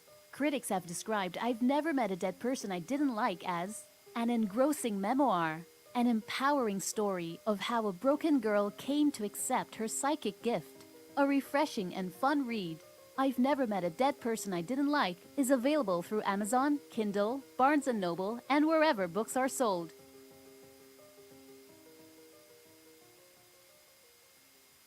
Wrote Spirits of the Dead with a pen dipped in warm blood. You will see the ultimate in terror with this important all-star cast. Brigitte Bardot, Alain Delon, Jane Fonda, Terence Stamp, and Peter Fonda in Edgar Allan Poe's Spirits of the Dead. Only Poe's demented genius could bring to the screen such horror and evil. Spirits of the Dead stars Brigitte Bardot, Alain Delon, Jane Fonda, Terence Stamp, and Peter Fonda. Directed by three masters of the cinema, Federico Fellini, Louis Malle, and Roger Vadim. Spirits of the Dead is an adventure in terror beyond your wildest nightmares. Spirits of the Dead in color is rated R.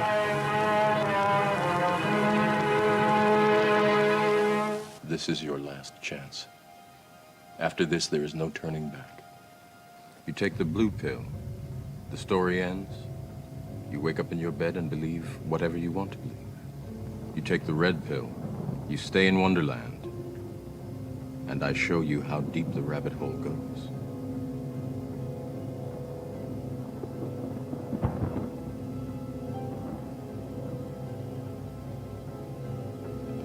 Remember, all I'm offering is the truth, nothing more.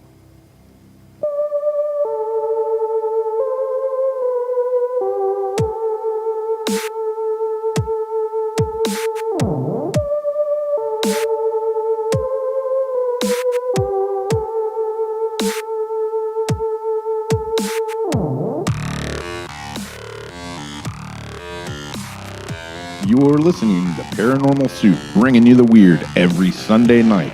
Call into the show and join the discussion. The call-in lines are 219-230-4444 or 260-225-9419 or by Skype caller ID OOJBland00 or JBland Paranormal Soup. And now to your host, Jason Bland. Tonight's guest is Robert Treat. He's author of Gray Skies, My Life with the Grays. And I like I said, I've been reading this book.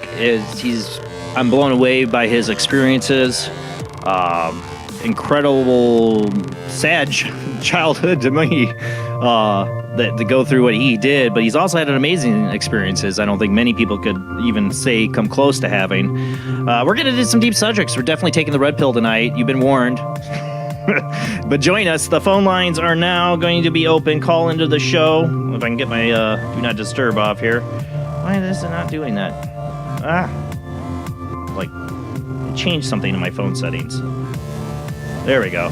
Now you can call in. Lines are open. Join the conversation with our guest, Robert Treat. Ask your questions. Don't forget, if you're a Patreon member, we do have the new Patreon chat room in the app. You can ask questions there of us as well. I will see.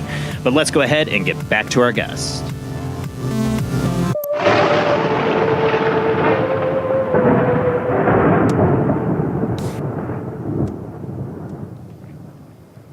Thank you for hanging in there with us, Robert. Like I said, we're going to run out of time quick here tonight, but it goes by quick. We're getting to these subjects. We're definitely taking the red pill. I think we did a long time ago on this show, trying to get out of the Matrix. Now, the question, we've gotten a little bit about, your abduction experiences and some of the government's roles and what's going on in the world. I want to get a little bit back to more on what you've experienced with your abductions. Who are they? What are they? What have you been able to ascertain they want with you? what have these meetings, what are the entailed that you've had all these years? And I mean, are they still happening? Those are the questions I have. Well, no, they're not still happening. They ended when I was 14, and I don't know if that had to do with the onset of, with the peaking of puberty, or if it happened to, because that was also the year we moved to the United States from Scotland. But when we left that area, that was the end of my experiences with the Greys. I did encounter a different type of Grey years later, after I'd already been recruited. My first major project in Montana. But like I said, the Greys are not a homogenized race. There's different, different sects, different groups with different goals. The group that I was routinely taken by, their obsession was with the migration of the soul across species and time. So what their interest was in the human soul, and its connection to the creator, beginning of time. They do believe in a creator race. And from what I've gathered through my abduction experiences, like the first several times was the examination. Only once did they use the needles. That never happened again. That was the first time. The first time, right? They never did that to me again. Do you think they were putting an implant in you? No, they said they were confirming that I was who I was supposed to be. Like your soul? Yes. Okay. And I kind of got the impression, though not directly, that whatever happened with my soul being in this body, the way it unfolded was wrong. I wasn't supposed to end up where I ended up. That's very interesting. And it really, that kind of fits in with what Jay said, about if they find out that they found him, then like he was deliberately hiding. I have to say something about my own experiences there, because I think I said this recently with Michael Cameron, but he brought it up because he had listened to an interview I did with Terry Lovelace years ago where I brought this up about my own experience. I had a camping trip, and in it I wrote it off as a dream, but in it I was floated up out of my tent, and I'm like hovering over this forest, and there's this bright light behind me. And all I can remember, my thought at that time was, they found me. And I've been perplexed by what that meant many years later. But when I finally turned and looked, I wrote it off as a dream for many years. Yeah, well, maybe this next part might put that into some context. I mean, it kind of did for me, although not completely. After the abduction has been going on for about 2 years, I started experiencing something different. Many different things, but one was a recurring dream almost every night where this alien woman would come to me, not a Gray, someone different. Okay. Very much what we describe as like elves, beautiful white skin, blonde hair, I can't say pointy ears because she didn't have pointy ears. Was she short in stature? She was kind of short, I guess. Not tall. Okay. Blonde hair, blue eyes. Long, straight blonde hair. And the dream was always the same. I would find myself walking up to, the ground is green. It looks like grass, but it's not grass. It's green. There are silver columns rising up out of the ground, as far as you can see. Just silver columns. They're about 10 feet tall. They trunk off at the top. I walk into the middle of all these columns, right? And there's kind of like a clearing. She comes from the opposite side. We would walk up and face each other. And sometimes she would talk. Most of the time we would just stare at each other in silence, and I would wake up. But in one of those interactions, she told me that she and I had been together for hundreds of years before I chose to come here. And I asked, why did I choose to come here? I mean, this place sucks. Yeah, I did not choose this. She's like, you chose to come here. I'm like, why? And she said, to collect information. And I said, information about what? And she said, the human condition. and that there are many, many others like me in this world from her race that have come to this world to collect information through your human experience. And that information is used in some form of judgment. And this Did is you just say, let me sum it up for you? It sucks. Yeah. The human condition. There you go. Can I come home now? But it's the same thing that the Greys are looking for, right? Yeah. That there is a creator race, right? And that we all share a same kernel of DNA. That's what I learned from my group of Greys. That a part of our DNA is the same as a part of their DNA, and it all comes from the same creator race that created all the intelligent species in the universe. Us, them. And that souls can migrate from one species to another. So maybe your soul was in a completely alien being before it was in the body that it's in now, right? And that's what the Greys do, is they track that. They're kind of like, I don't know, the Spocks of the universe. They're like very much like the Vulcans in Star Trek. Yeah.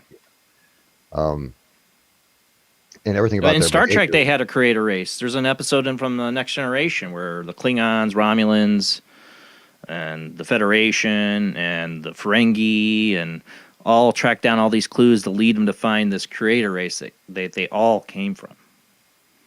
Oh, I hadn't seen that. Yeah, Star Trek fan here. Yeah.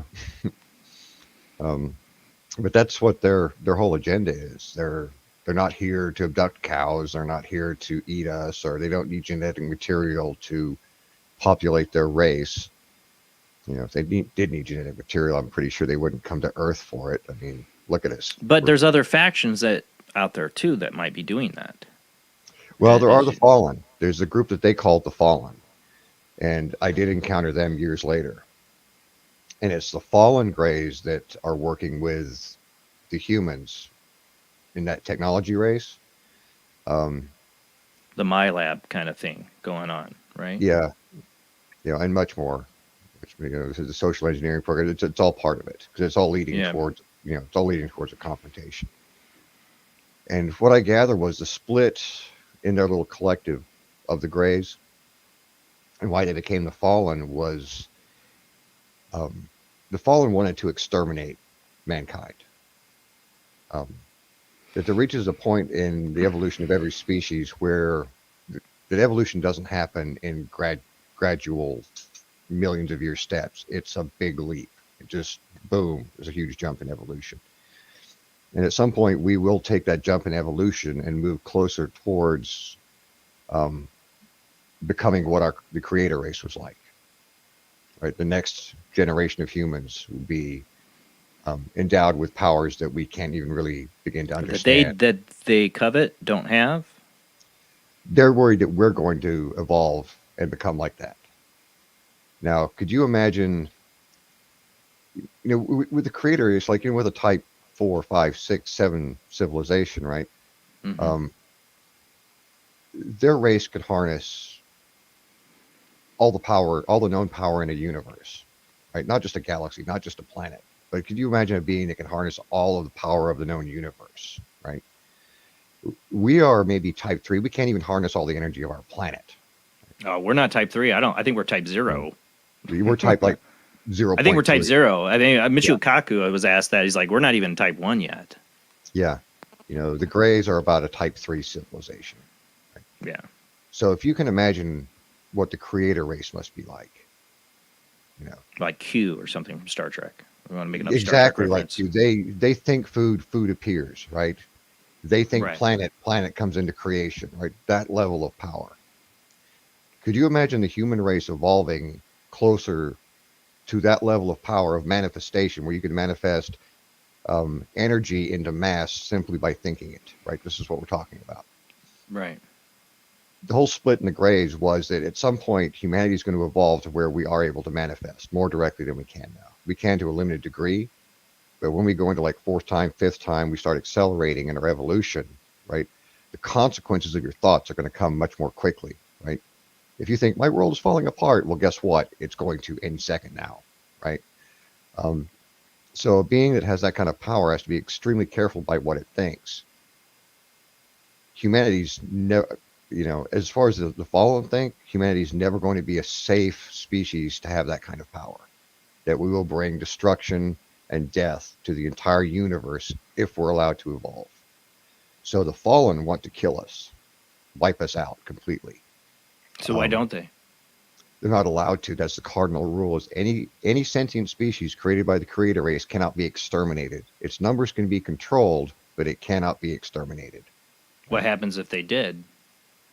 Creator race comes back, or very likely, probably very pissed off too. But the culling, or any corrective measures must be taken by the creator race, not by any of the created races. The fallen are they were never cast out. They were cut off from the source of their technology. So their goal has been to assist mankind in our technological advancement so that we recreate a technology they lost, and then they can resume their, When you talk about the manifestation, it makes me think of like the Montauk Project and the Aurora Chair, the rumors of that, where they would have a special children, they'd put in this special chair of technology where they could open up portals to other worlds or create a creature out of thin air.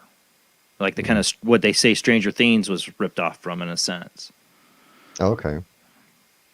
This is what I mean. That would be, that kind of experimentation going on to delve into the abilities of a human and what they could do.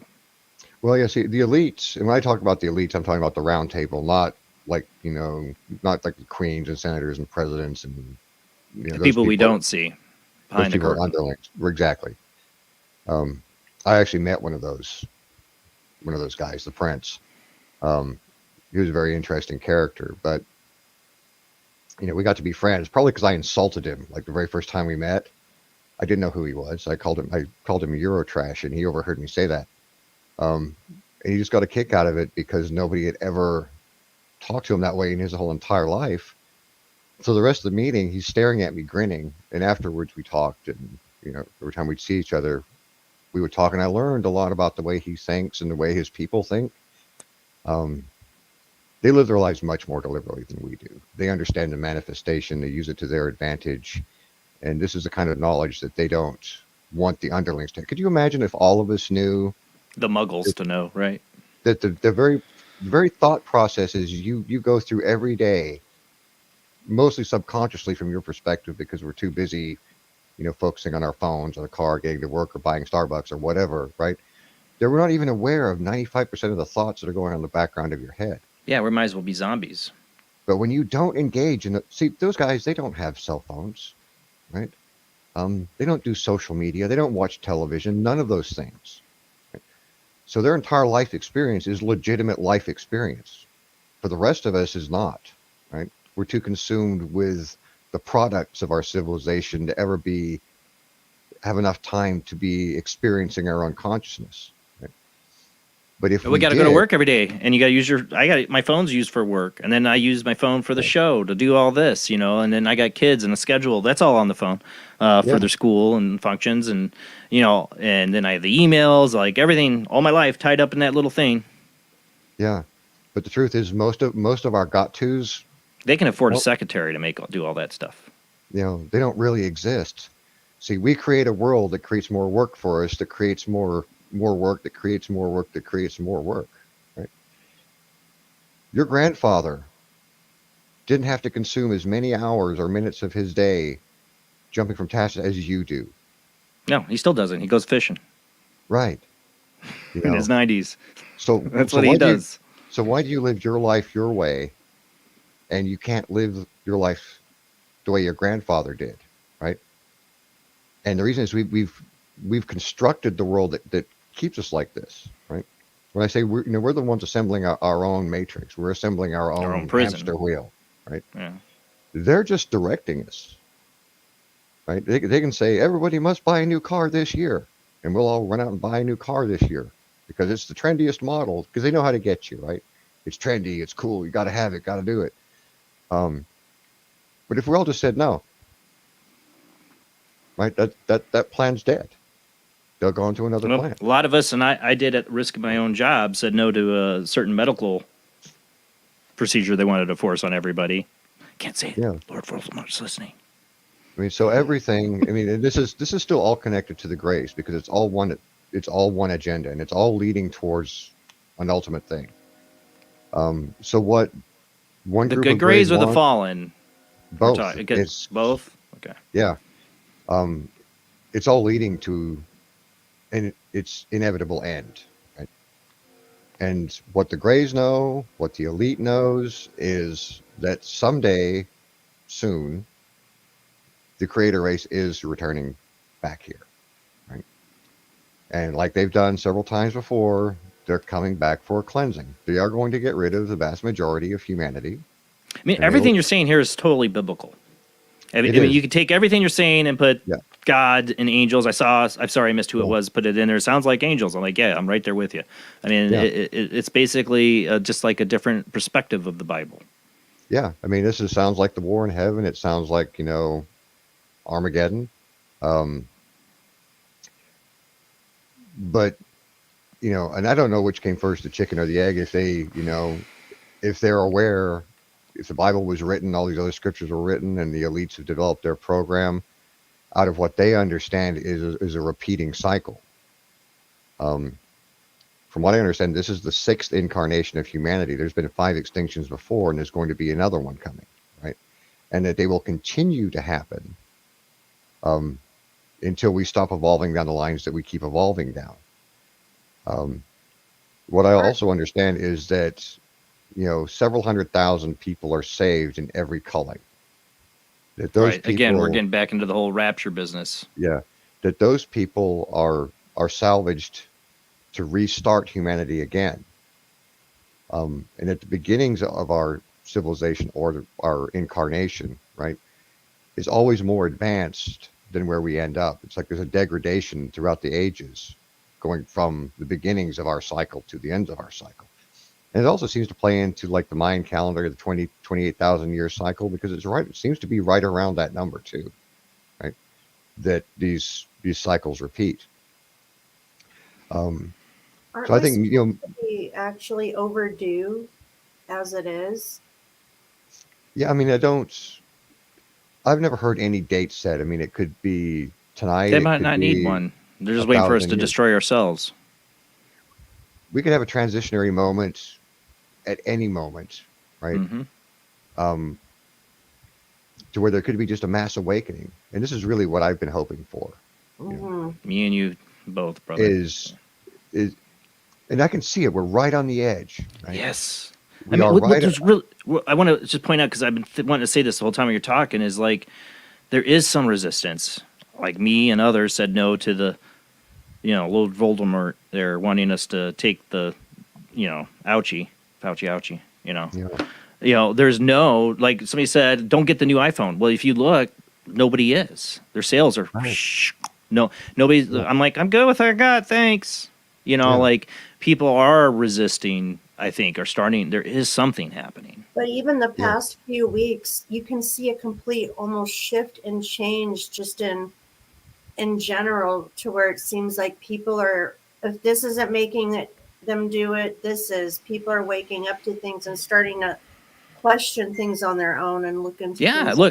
Look, you got Joe Rogan out there. Like, this is the one beauty of the internet. You got him out there talking about Project Northwood and with the whole thing in Israel. Like, maybe we shouldn't trust this whole thing that happened. Like these things are set up way long in advance.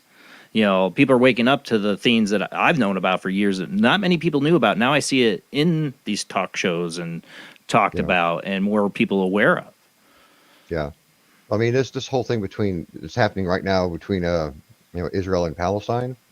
Albert Pike wrote about it in 1871. Right? In one of his letters where he described the 3 world wars. And this was 1871, before the First World War was ever fought. Albert Pike wrote about the 3 world wars.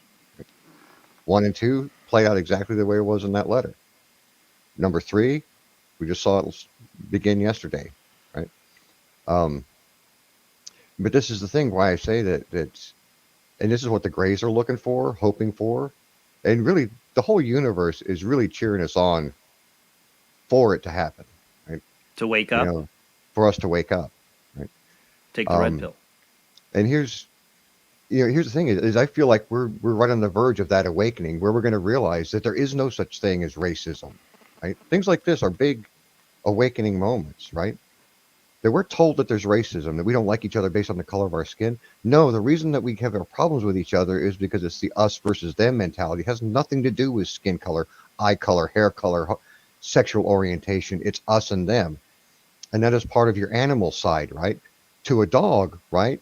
There's us, and if you're not us, you're them, right? Yeah, group collective. But if you come over here and you act cool and don't start any problems, then you can be an honorary one of us, right? And it doesn't matter if that's a cat, a monkey, a bear. The dog doesn't care, and neither do we. That's our animal nature, right?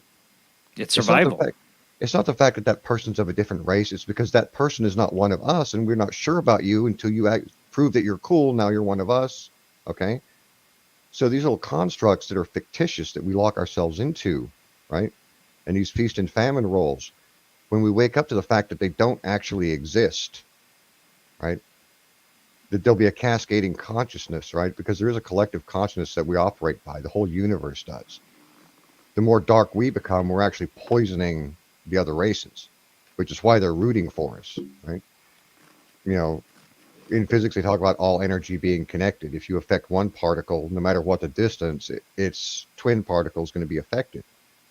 Since every single atom in your body was once inside of a star, and every single atom of their bodies was once inside of a star, all of our energies are connected.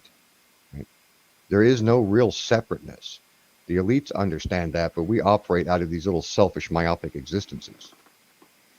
You know, as soon as we break out of that, and that's the only thing that's going to stop, you know, the inevitable conclusion, which is, you know, the extermination and the resetting of humanity. What the human elites and the fallen are hoping to do is that we can reach a point of technology that they'll be able to fight the creators and win, right?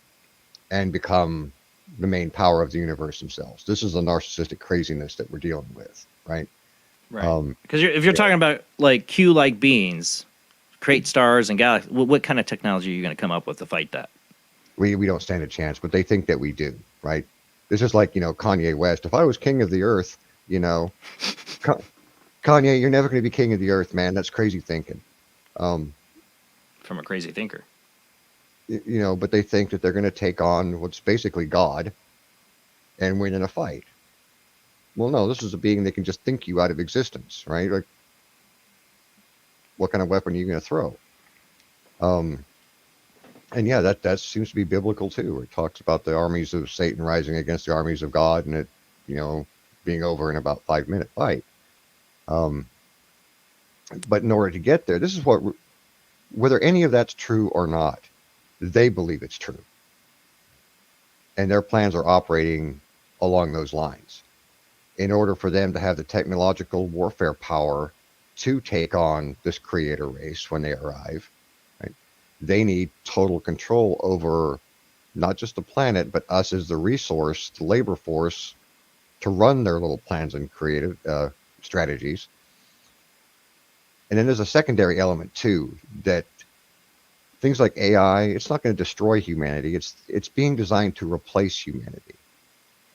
Yeah. That if they can build the weaponry power and get rid of the humans before the creator race arrives, maybe they won't have to fight. Right?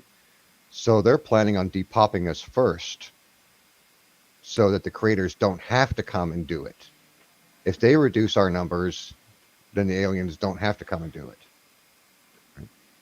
So we are actually building the world that's being designed to not have us in it. Green energy. Oh yeah, we've talked about this on the show. Yeah, green energy will never support 10 billion people. Where are we at now? 9? Right. Right? Green energy won't support 10 billion people, but it will support a world after 8 billion of those people are gone. Yep.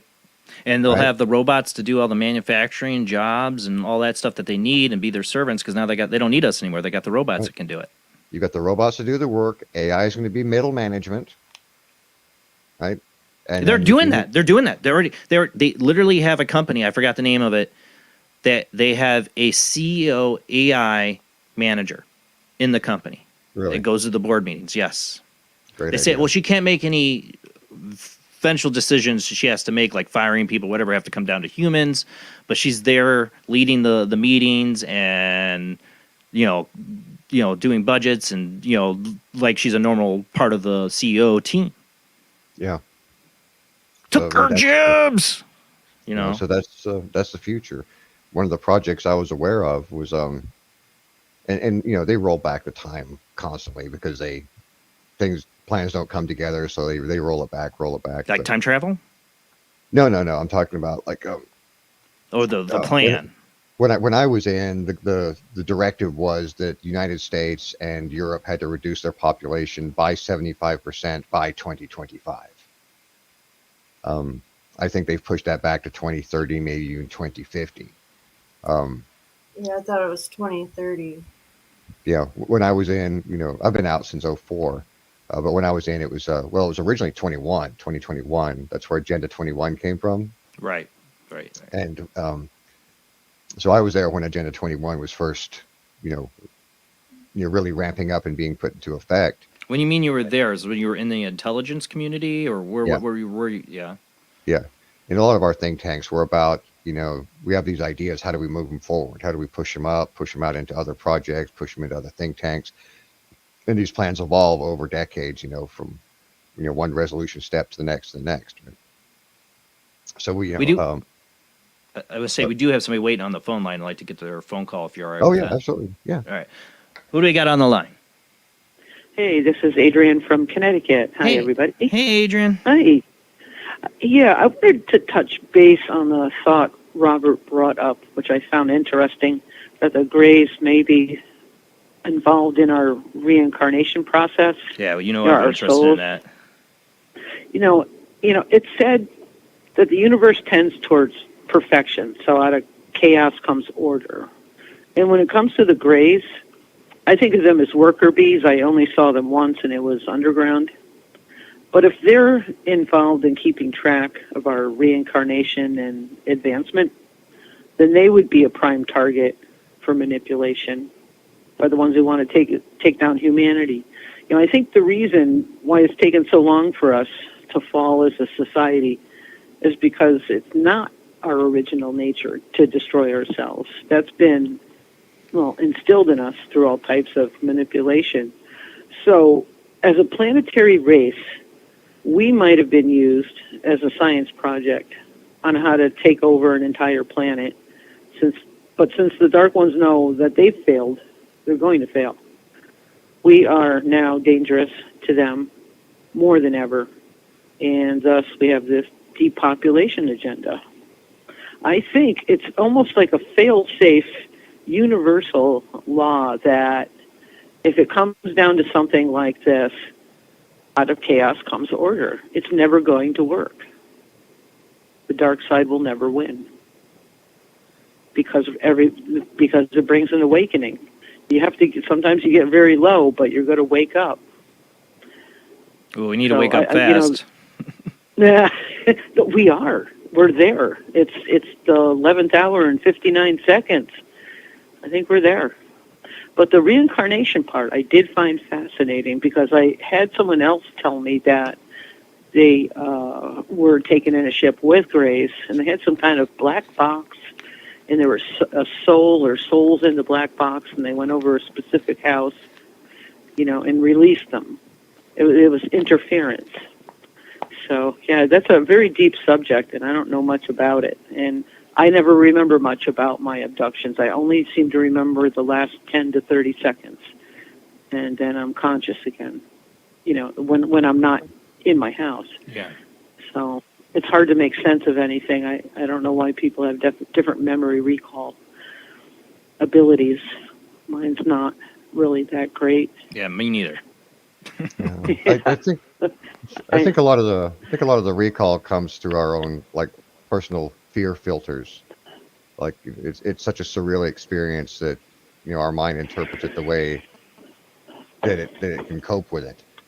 And the more afraid you are, I think people actually scare themselves into blacking it out. I mean, that's what you would do. I mean, that's what the mind does. It compartmentalizes trauma. Yeah, I've been through. It's very common in abuse. Yeah, I've been through a couple of things Yeah, where I have. I've had some good. I've had some good experiences where I wasn't afraid. Yeah. In one I was actually taking notes. In another one I was in the ship with a small one with something that was frightening looking, and it just gave me the heebie-jeebies so bad that was the end of my memory. And then other times I just I woke up in complete distress and I couldn't even talk. It was a bad one, apparently, or very frightening. So yeah, I think I've covered the gamut on being. I've never seen the same being twice. That's what's really strange. As far as repeat events, I've never seen the same thing twice. Yeah.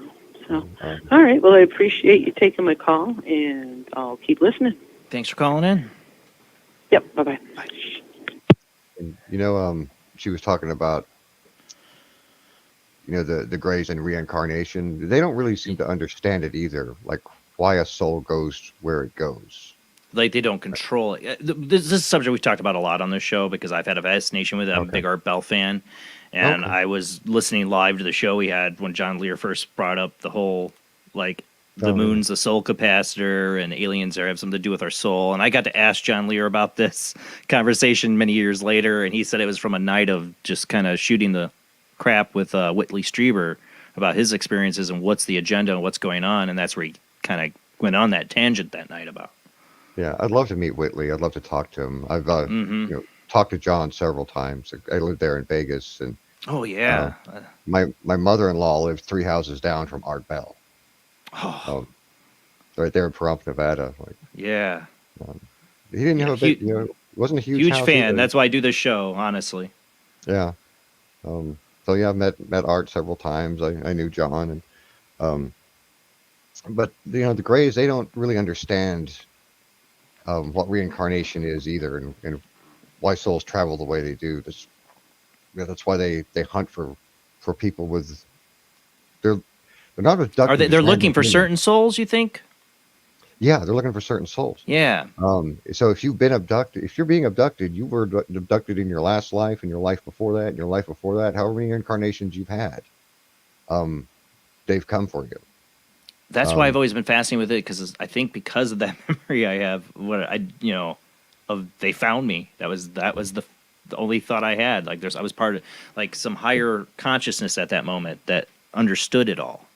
But you see, your soul isn't you, and this is what the very confusing thing about the soul is.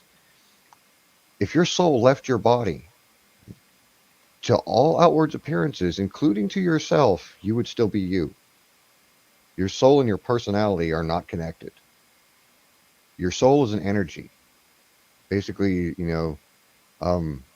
it's an essence of life, but it's not your persona. It's not an indispensable part of it. Right. Like you can not have a soul and still be exactly who you are. I feel. Oh man, I feel you on that. I swear I've met people that don't have souls. Yeah, the fallen call them animal people or dirt people. So do you think that's what some serial killers are?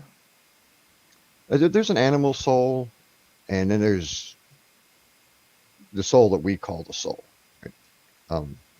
There's like a lesser soul and a greater soul, I guess. I mean, I believe animals have souls. I believe my dogs and cat have souls. Yeah. But, your dog is not going to reincarnate as a gray or a Pleiadian, right? Right. But there is a certain type of soul that transcends species, dimensions, realities, times, right? And that's the soul that they're interested in. They are intrigued about it happening in humanity because that soul gains experiential information through every incarnation. So it's really hard to experience the soul while you're in a vessel, right? But when that soul leaves this body and this body dies, even though you can still be you without it, when it leaves, it still takes like a copy of everything about you is stored in it. So you continue through, that migration of the soul, but your identity doesn't. So when people say, well, I'm not my body, I'm not my brain, I'm not, my thoughts, I must be my consciousness. Well, you're not that either. Yeah. Right? Because your consciousness is only while it's attached to you. There is no consciousness outside of the vessel, right? And this is what the Greys are looking for, the same thing we're looking for, the same thing Sigmund Freud was looking for, which is, what the hell are we? We're something, but we don't know what. I have a question I want to get to, because it's kind of a question I was thinking of a little bit myself, but she's got a pretty good word here from the Patreon chat from Linda. Thank you for your donations, Linda. Does he think does he think we made a soul agreement with these beings and we agreed to participate in their research before we came into this life and other lives? With the Greys? Yeah, I assume that's who she's asking. No, She's I referring to. really get the impression they don't know a whole lot more than we do about the soul, about reincarnation. And it's their attempt to grow closer in understanding to whoever the creator race is. The creator race create the soul? I mean, is we getting that high up in the idea of it, or? Yeah. Are those souls maybe souls of members of the creator races? Because the creator race is a species, not a person. It's not like one dude, right? Right. It's like, we were made in their image. Yeah. I mean, there could be millions of them, billions. Wasn't made in my image, Yeah. if you think of the biblical sense of it. But they're extremely long-lived. And even the Greys are long-lived by our mayfly existence, and that's why they find humanity an interesting species to study, because, a gray alien will live for hundreds of years, right? So studying souls within their own race, that is a long-term proposition. But they can study ours. But in humanity, they can get 10 soul studies for every one of theirs. Like if they live for 1,000 years, we only live for 100, right? That's 10 different soul studies. Do you think they have figured out some way, and they maybe not have they don't have total control, but some ways of like, they can capture a soul and put it in a body, that they do that at some point though? I thought that, because I don't know if you got to the part in the book where I talk about meeting the Primarch. Yeah. But in the time I spent with that being, the Primarch, when I was, like I said, I was a very precocious child. I would ask questions like, why, what's that, why? And I kind of did that with him too. What you doing? They can take information about the soul from DNA. Like DNA stores all of the experience of that soul through its entire span of time. So if that soul is hundreds of thousands of years old, your DNA contains life experience of hundreds of thousands of years, right? They can access it. We could too if we knew how, right? So they can take the DNA out of the person, and through that DNA read the sum total of experience of that soul. And when he was explaining that to me, there were these cylinders that had this like yellowish blue sparkly light inside of them. Lila. And she's telling you, I gotta go, Dad. Yeah. We'll be going to commercial break. You tell her, you can take her out in a minute. Sorry. When he was explaining to me about reading the DNA, for a moment there, I thought he was trying to tell me that light in those cylinders were human souls. So I actually kind of panicked. Yeah. And he sensed my panic and clarified, no, those aren't souls. Because I thought I was like in hell or something all of a sudden. Right, right. Like souls in jars, like that is. But so no, that's not what that was. But well, you remember John Lear brought up, and I think also Bob Lazar, from what he had read in whatever he was shown when he was in Area 51, that we were referred to as containers. Vessels was what or vessels, yeah. That's what I heard. That's what the Greys referred to our bodies as. Is the body is a vessel. It's not important. See, for me, I had two very vivid past life dreams. They felt so real, and it woke something in me that make me, both of those really woke me to the idea that I'm so much more than this personality or ego. Because I was totally, one, I was a Buddhist monk, another, I was a little black girl, slave. Both died violently. But I was them, in that part. I wasn't like me observing them as being them. I was them. So it just showed me that there's so much more than to the likes, the dislikes, the ego, who I think I am. There's this higher self or something that it can be that little girl or it can be that Buddhist monk. They just opened me up the idea I'm much more than these feelings or this thought pattern that's happening inside this brain. Well, yeah, exactly, because that little girl technically still exists because, her soul, the imprint of who you were in that body is still in your DNA now, right? All of your past lives are still in your current DNA. It's like, these people who know things that they were never taught, may even happen to you, right? If you experience that phenomenon of knowing things that you have no way of knowing, right? You have probably been abducted, because once you're touched by them, that part of you starts to turn on. And you can either hide from it and develop mental disorders, or you can start delving into yourself, and allowing those new mental processes start opening up. But once you start letting those processes opening up, you start seeing patterns unfolding in the world all around you. That was what made my career was, I was, tested as a psychic. I was tested for all kinds of things. They never really understood how I could do what I could do, which is if you give me a certain data set or a problem to figure out, I will come up with solutions that you never even imagined existed. But they're so normal to me because I see the pattern of causality unfold from any point that you start me on. Right? I called myself the pet brain, and that's what the Cabal used me for. It wasn't. I was an expert. Were you recruited because of your father? I may have been. I really don't know. What set off that recruitment process. Yeah. Looking back on it now and putting the entire chain of events together, it feels like my path was set out for me from the time I was conceived, and that none of it was an accident. Going through it, especially like the first 2/3 of my life, right? I thought I was just getting lucky with these amazing opportunities, and working for the Cabal, working for these people, as evil as they seem to be, they're really not evil. It's just the way they see the world, right? So the way they think is just as legitimate as the way any of the rest of us think.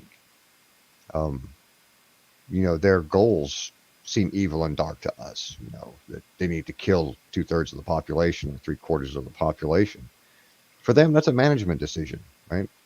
It's no different than if you had a herd of 1,000 cows and you need to cull 2/3 of them every season. You're a farmer. Do they see themselves as a different species than the rest of the world? Yeah, they are. Yeah, they're not a part of us, right? And this is the us versus them, just the extreme version, right?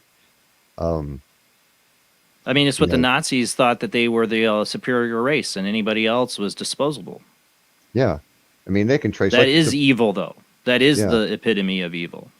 Yeah, by our definition, but not by theirs. Right? Well, I don't give a crap about theirs. Yeah. They are evil. Sorry. Like the prince, he can trace his bloodline back to the 7th century.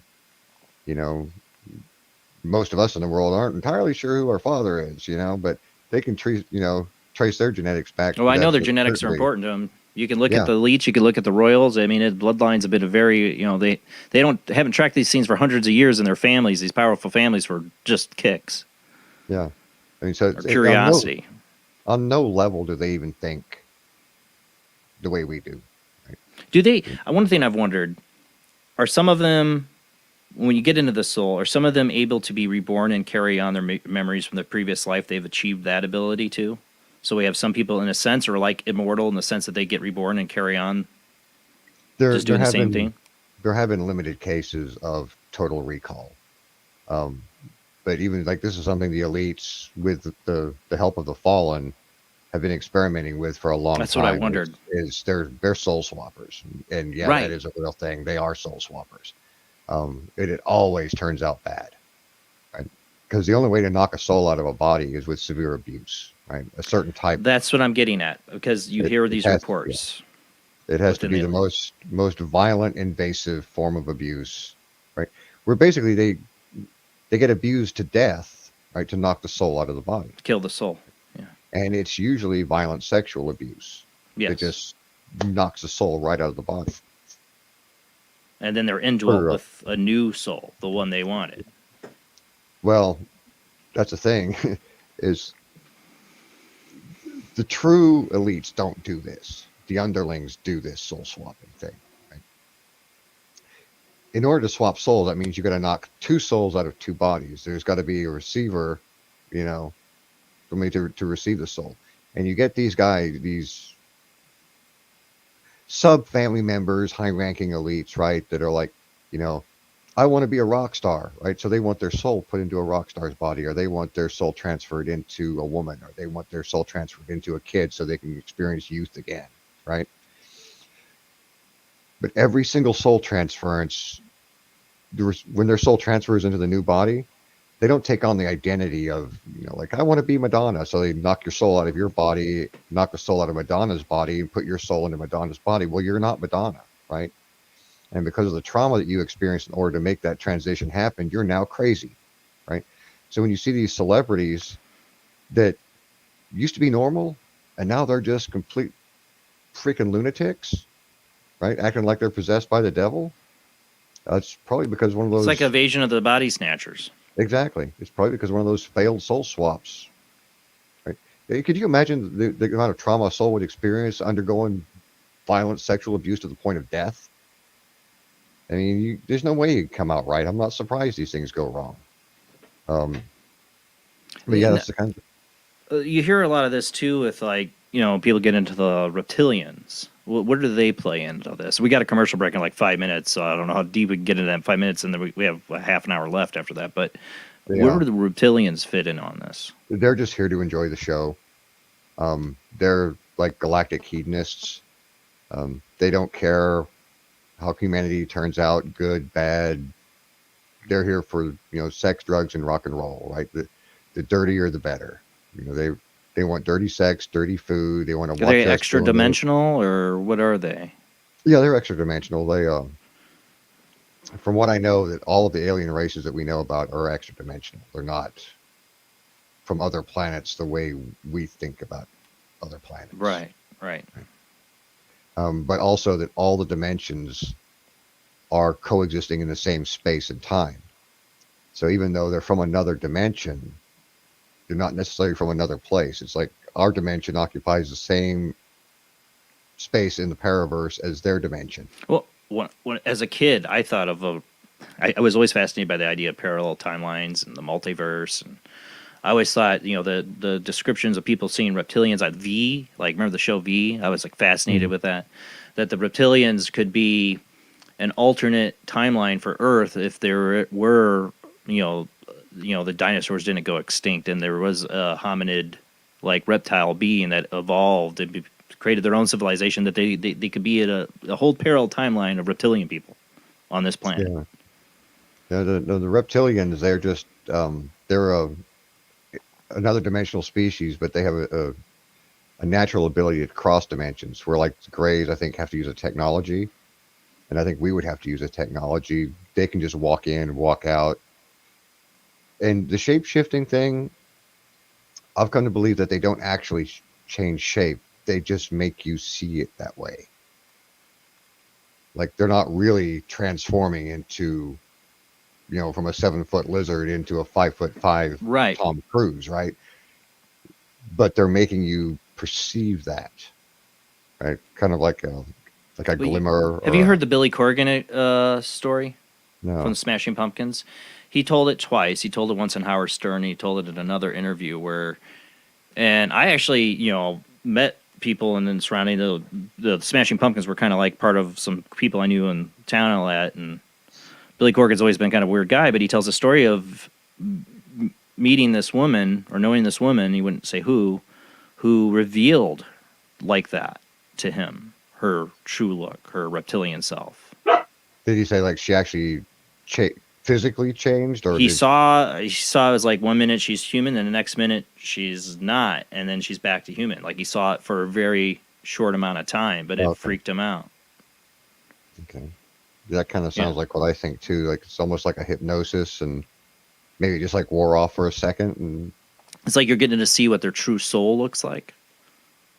Maybe, like they're human, they're in a human body, but you're getting a glimpse mentally of their true soul form. Maybe. Yeah, I mean, I always thought that they didn't really change shape. They just like hypnotize you to make you see them as something as normal. But to me, they were very dorky. Like I met them at parties. So sometimes they were full on reptile. Other times they were like humans. But they're very dorky, and they reminded me more of the They Live characters than V. That's what I was thinking. Oh my goodness, my Rolex watch. They're very they're kind of dorky, and they just seem to like dirty things. That's what seemed to be here. So they're here for our dirt, for our negativity, and the worst parts of humanity. Basically, you're saying they're kind of hedonist. Yeah, it's like when we go party downtown, right? We know we're going to encounter some weird stuff. Yeah. I think that Earth is their I also think of that a rave or something. You remember I don't know if you've ever seen or read the book, but or seen the movie of Fear and Loathing in Las Vegas when Hunter S. Thompson. Yeah, and he sees all the big giant lizards. Oh, yeah. Yeah. Like he was trying to tell us something there. We got to go to our last commercial break. We only got about a half hour left. When we come back, guys, we'll open up back the phone lines, and you can join the conversation. You want to call in. Thank you, Adrian, for calling in. Great phone call there. But join us if you want. We got a half hour left after this short commercial break. We'll be back with our guest, Robert Treat, author of Gray Skies, My Life with the Grays. And like I said, not enough time to cover all the things I want to get into tonight, so we're definitely going to have him back on. But we got a half hour left after this short commercial break. We'll be right back.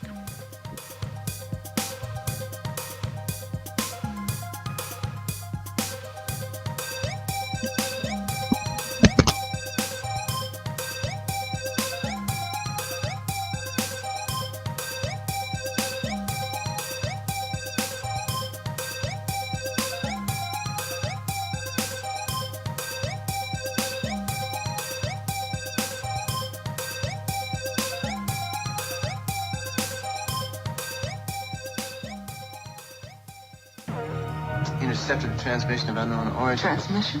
Out here? SOS. Human. Unknown. Alien. Certificate X.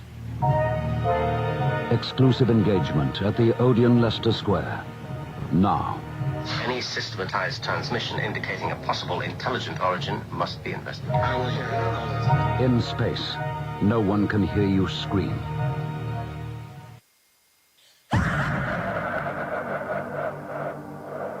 If you are interested in discovering the truth about the paranormal and want to hear from leading researchers in the field, join Justin Brown on his 3 weekly shows named My Paranormal Soapbox, Necromancer Live Show, and the Supernatural Symposium, live on Facebook, YouTube, and InterfaceDeath.net.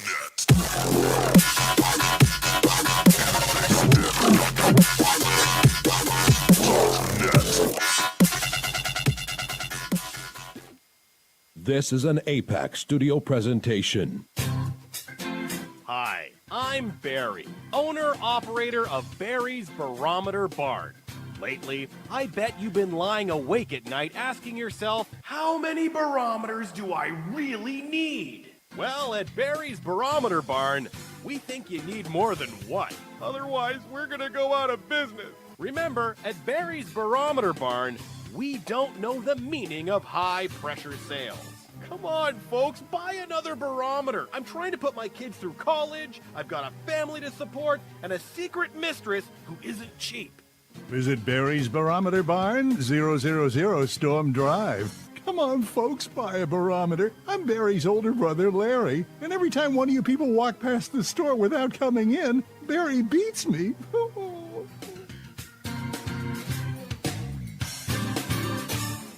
This has been a presentation from Tim Morgan's APAC Studio. For more almost professional amateur comic studio content, visit the APAC YouTube channel. Search APAC 2002. That's APAC 2002 on YouTube.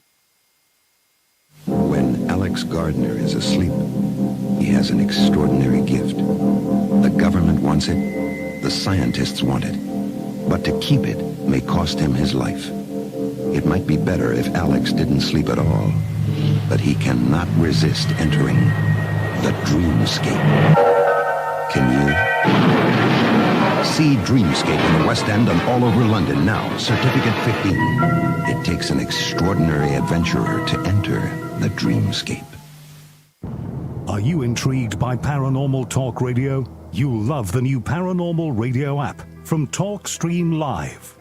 You'll find a great selection of talk shows covering UFOs, ghosts, strange phenomena, and much more. Download the Paranormal Radio app now and start listening to the very best in paranormal talk entertainment, including the network you're listening to right now, the Paranormal Radio app, free in Google Play and the iOS App Store.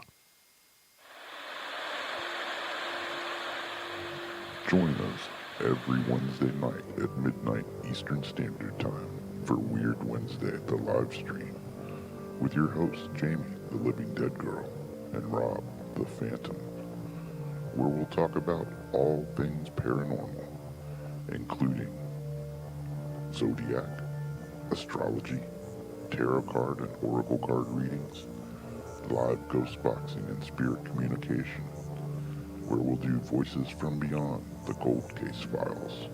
So we hope you join us live on Facebook and YouTube every Wednesday night at midnight Eastern Standard Time. We hope to see you there. Bye-bye.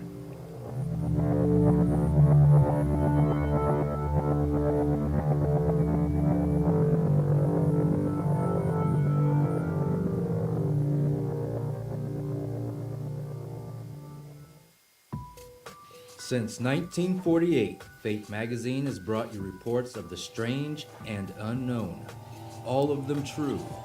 Fate Radio is carrying on that tradition, bringing you the unusual, macabre, strange, and bizarre.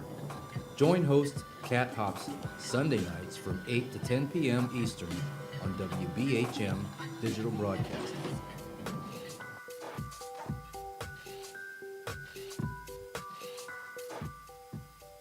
The answer to the ultimate question of life, the universe, and everything is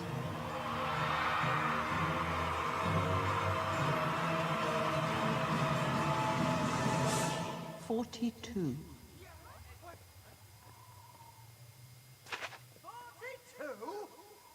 Yes, I thought it over quite thoroughly. It is, it's 42.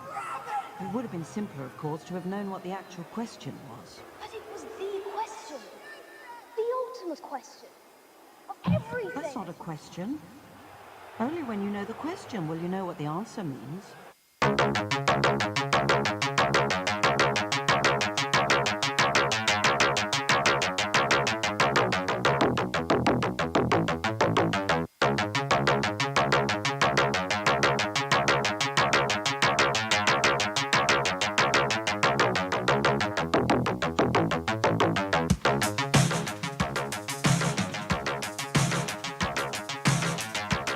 You're listening to Paranormal Soup, bringing you the weird every Sunday night. Call into the show and join the discussion.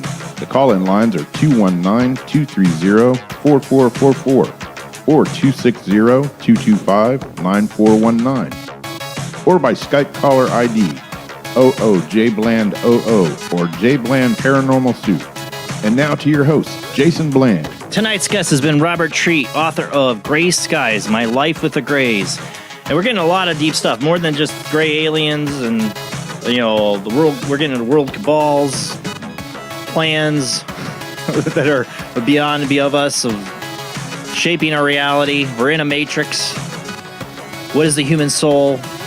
Deep thoughts here, and like I said, not enough time to cover all the experiences that Robert has had, and what does our future hold? I mean, are we going to have an awakening? Are we going to wake up to what's happening around us? Are we going to break out of the matrix and all take the red pill? I don't know.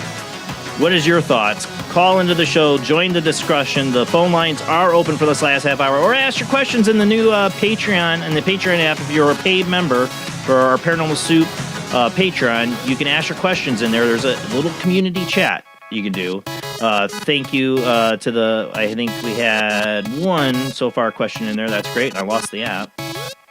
Let's see. Yes, we had the one question from Linda, and I think... Oh, Adrian's checking in there, too. Hi, Adrian. That's my personal chat room. You want to directly communicate to me during the show. The easiest way is the Patreon. $2 a month, $5 a month. What do you can do to help pay the bills? That's the way to do it. Phone lines are open. Call in the show, but let's get back to our guest.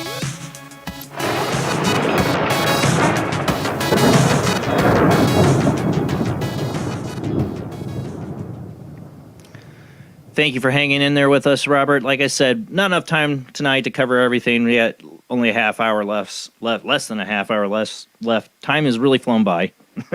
Yeah, it always does. But, you know, I was thinking during the break, watching your commercials there, you know, that what we call the paranormal is really the normal. You know, that is the normal. The paranormal is not what's through the looking glass. We're already through the looking glass. The paranormal is really the norm, you know. And breaking out of the matrix in a sense of seeing reality. Yeah, I mean there are other worlds, you know. But all the thousands, maybe even tens of thousands of people who have, you know, reported or, you know, relayed an abduction experience. We're not all hallucinating. We're not all crazy. It's not even a reasonable assumption. And you start adding in things like ghosts, you know, vampires, other paranormal events. Really, it really is. I don't know your thought. I mean, it's like I said, we don't have a lot of time left, but I mean, your thoughts of this. One of the things that got me to do this show, besides Art Bell's beautiful influence on me, is listening to Art Bell is relating to the fact is I had what was called, some people call the shadow person experience. So one of the things that got me sucked into Art Bell, because people were calling in with these experiences. I had one from 17 till 18, and during the 18-year-old, you know, a year later, after I first encountered it, I had like a 4 or 5 month period of this thing torture me. It would rip me out of my body in the middle of the night, like my soul, I believe, and take me on an astral journey. It would show me things that were really happening in my world around me with other people. It knew all my insecurities. It literally brought me to my brink of sanity until at a moment where it was actually levitating my physical body off the bed to the point where my nose was touching the ceiling, when internally I called out to God to save me, and this thing was gone. And I felt the most overwhelming love and compassion in that moment. Some higher power after that I believe in saved me. That's the short end of it. Paranormal Encounters by Mike Ricksecker. If anybody wants to pick up his, I think it was volume 2. I always forget. I have written that story in there. But this also happened months late after. I didn't connect the two.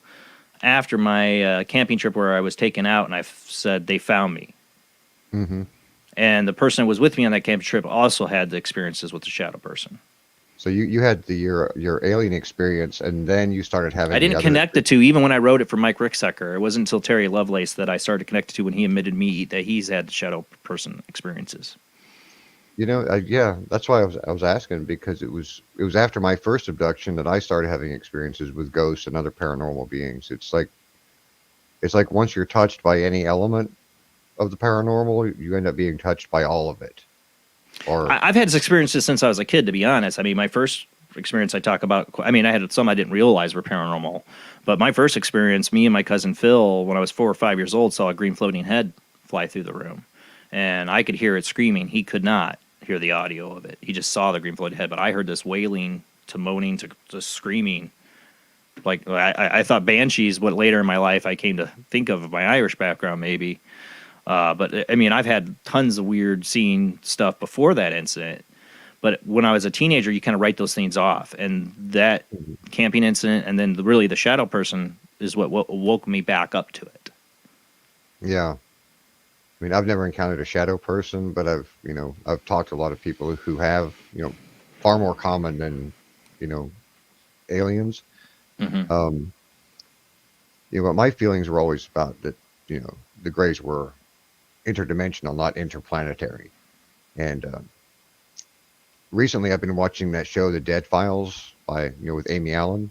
I've seen some of those episodes in the past, yeah. Yeah, and in one of them, I don't know, I think it was maybe season 14, I'm not sure. Don't quote me on it. She's talking with this family about what's, tormenting them, and she starts describing, and actually as a sketch artist, draw an alien gray. And it's coming through a portal in their house. And at the end of the show, how she usually gives advice on how to get rid of it. Yeah. And she tells them, she says, there ain't nothing you can do about the Greys. She says, you just need to learn how to live with it. Like, wow. There's no power that's going to, So when I heard her talk about it, it was just kind of like really wow, because, I'm into the paranormal. I've never been like a UFO researcher. I've had my own experiences. I don't need to research that. But the ghosts, I mean, if you probably read that part in the book where I encountered the ghosts in my grandmother's house. Yeah. And you want to talk we got time to talk a little bit about that if you want to briefly describe that. And they're coming from that cemetery up the road. But it was the Greys that told me, because the Greys came and I was like, who are these other things? These other people? And they said, well, those beings they come from up the hill. And so that next day I went out and I walked up the hill, and what I found up there was a huge war cemetery, like, about 300 years worth of war dead in that place. And this was in Scotland, right? Yeah. Yeah. And that's right in Aberdeen, right. It's the big cemetery right next to Duthie Park. Yeah. And, a lot of history. Yeah. But I was more fascinated about that than I ever was about the beings that were actually abducting me. Because I knew what they were. I get that.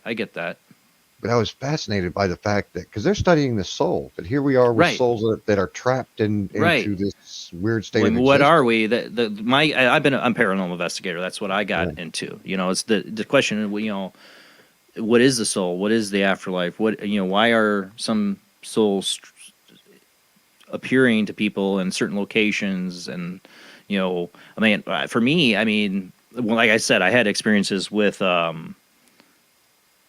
since I can remember, but there's some I didn't realize were paranormal. Like I remember having seen this little girl I thought was a real little girl. My mom would tell me years later, she said, yeah, you would say, bye, little girl, there's no little girl there. And she went to the psychic, and the psychic told my mom, she go, without this woman knowing anything, said, oh, that little girl your son talks to, that's your unborn daughter you miscarried. I remember a really little girl. I thought there was a real little girl at this place we lived, and my mom's like, no, there was never no little girl you ever played with. So like something about me, I've been open to it. I don't know, it's my because of my reincarnations, and I've get to a certain part where I'm able to see things and not have the normal experience most people are having. Or maybe I was taken at an early age. I don't think so. I don't feel like I was an abductee as a kid or anything like that. I don't have any memories I can think of. The only time is that camping trip, and then that they found me, and then I had it after that, the shadow person experience, and then I've had a number of dreams that really I just wrote off as dreams, but after, like I said, Terry Lovelace reflected back on, like, were those dreams? Like one where I was really sick. I went to bed really sick. Like I could hardly breathe, I remember, and I was a heavy smoker, and I was taken aboard a ship where they were talking to me telepathically, and they were like grayish blue aliens like you're describing. And they are and I can't see their faces most of the time though, but I remember the skin, because one of them touched me, and I remember recoiling from the touch. But they put this tube down my throat, and I remember them flushing this stuff down my throat and telling me they're putting this in my lungs to clean up my lungs, that I damaged myself. They were like healing me. I woke up the next day, all that was gone. Oh yeah. And I just wrote it off as a dream. I don't know. Adrian in our Patreon chat room says, to experience earthly pleasures, you have to have an earthly container. That might explain the abuse to the point of the soul expulsion. I don't think they want our souls. Our empty container is the prize. to use as to maybe inhabit our empty containers? I mean, because there's some people that think that they've done, I know you said that, they're not collecting DNA or doing but there's a whole segment of population out there that believe that they're doing a hybrid program, that they're trying to make our DNA come closer to each other, or make human hybrids. Yeah, I mean, there may be a sect that's doing that. Like I say, the Greys are not a homogenized species. Right. My interaction was with one particular group, and I've been surprised, in talking, since I came forward, I've been talking to other abductees who've had horrible experiences, which are, very much at variance. Yeah, very much at variance to my own. So maybe I got lucky with, the group that found me, and so I'm not saying. Well, there seems to be ones that, like, the worst negative ones always seem to point back down the road of the MyLab. It's not just the aliens, they encounter a military aspect. Not that they're wearing American military uniforms, but they have like a uniform and they're humans with them. Yeah. I mean, that seems to be the more negative ones. Yeah. I mean, I suspect, I've heard people talking about encountering, Greys at like the Pentagon and reptilians at the Pentagon. I never did. All the reptilians I met were on the Cabal side, and, they were just interested in pleasures. Certainly nothing to do with any agenda. So you're more likely to meet them at a strip bar or a swingers party. Yeah. Or a Coke party. Yeah, probably leaving whatever religious book behind with them, like the 9/11 hijackers left Qurans at every titty bar in town, Oh, jeez. And somehow their passport survived, too, through the wreckage, they left all kinds of books around. The one thing about, working on the inside is we were like the servants, right? So whenever the elites would get together, we would be invited to a lot of the parties. So we get to meet our, counterparts on other projects, other pet brains. And, you hear the stories that, they're talking about in their own little spheres and groups they're working with. So undoubtedly there are, aside from, the larger agenda, the more, if you look at that as like a common thread, there's deviations, on both sides, where, groups go off into these fringe areas and these fringe areas. And humans have that tendency. So I'm assuming that, that the Greys within their population, are going to have, the fallen. They do. Yeah. They have the fallen, and they could have their own deviations of miscreants doing their own thing. Yeah, I mean, it's by no means like Star Trek, where it's like one civilization, they're all exactly the same, and they have one. They all wear the same kind of clothes. Planet. Yeah, it's not like that at all. So yeah, could there be subgroups with their own little weird agendas, and could there be one group of Greys desiring to inhabit human vessels? I mean, that's entirely, possible. I would even say. What do you think the Men in Black are? I mean, well, I know who the Men in Black were. I would have been considered one. We all perform different roles. And as far as, the Men in Black offing people, we don't do that. And we don't dress like the Blues Brothers anymore. All those stories come from like the 1950s, right? When that was the way people dressed, men wore suits, right? And you wore suits. Fedoras. You wore suits in the style of your profession, right? If you're a butcher, you wore a white coat. If you were, a spook, you wore a black suit, black tie, even in my day, we didn't have to wear the black suits, but it was strictly forbidden to be photographed, identified. You have to go through extraordinary measures not to get spotted. So you were a Men in Black. You would just say, consider yourself you were a Men in Black, and when you were but we're more enforcers, right? And you may have an enforcer that's going out to intimidate somebody because they got involved or potentially got close to something that What about the weird experiences people have with Men in Black that seem like they're not so human? Oh, that's intentional. That's entirely on purpose. That's our, we actually had an official disguise department where they would make latex masks specifically designed to make you think you're seeing something strange. Makeup. There's a whole variety of things that can really obscure your identity. Well, there's the famous hotel footage from a number of years ago where they walk in. And what I always said about it is like it's like a perfect LARP of Men in Black. The description, the way that they were dressed and the way they presented themselves and the description of how they acted. Yeah, and if you're taking on a character and you walk into a place, you can completely give the impression that you want to give and make everybody stare at you or not even notice you. Like, what's the one thing nobody ever notices? What's the one guy that can go absolutely anywhere unchallenged? A Mexican with a leaf blower. Right? He can pretty much go anywhere and not be questioned. And that's very simple art of disguise. The way you carry yourself and present yourself is how people are going to react to you. And if you want to intimidate people, then you show up in a black car, black suit, black tie, sunglasses. Acting suspicious, talking weird, referring to each other by numbers. All that's going to creep somebody out and really leave a memorable impression that something weird just happened. Even though it's probably just two guys messing with your head. Because that's all we do. We're not there to... See, I was a corporate enforcer. I worked in, science, technology, projects, and finance. Mostly the money guy. And that's what led me into all the projects and all the people, because there's one thing all these projects need, and that's money. So I had much more of an open door to me than, the enforcers who were intimidating, corporate employees or whatever. But my job was I would be tasked to take over a project. Like, this thing's going to hell, everybody's arguing, nothing's getting done. Glenn would call me up and be like, hey, Rob, we can take over this project. You want to do it? Like, well, yeah, sure. I step in and it's like Wyatt Earp. I'm there to intimidate and to enforce the people that work on that project. And there would be other guys from different divisions that would go out and, then maybe you saw something being transported, something being test flown. You weren't supposed to see it, so they're going to intimidate you. They're going to tell you they're going to make you think it's an alien spaceship. Right?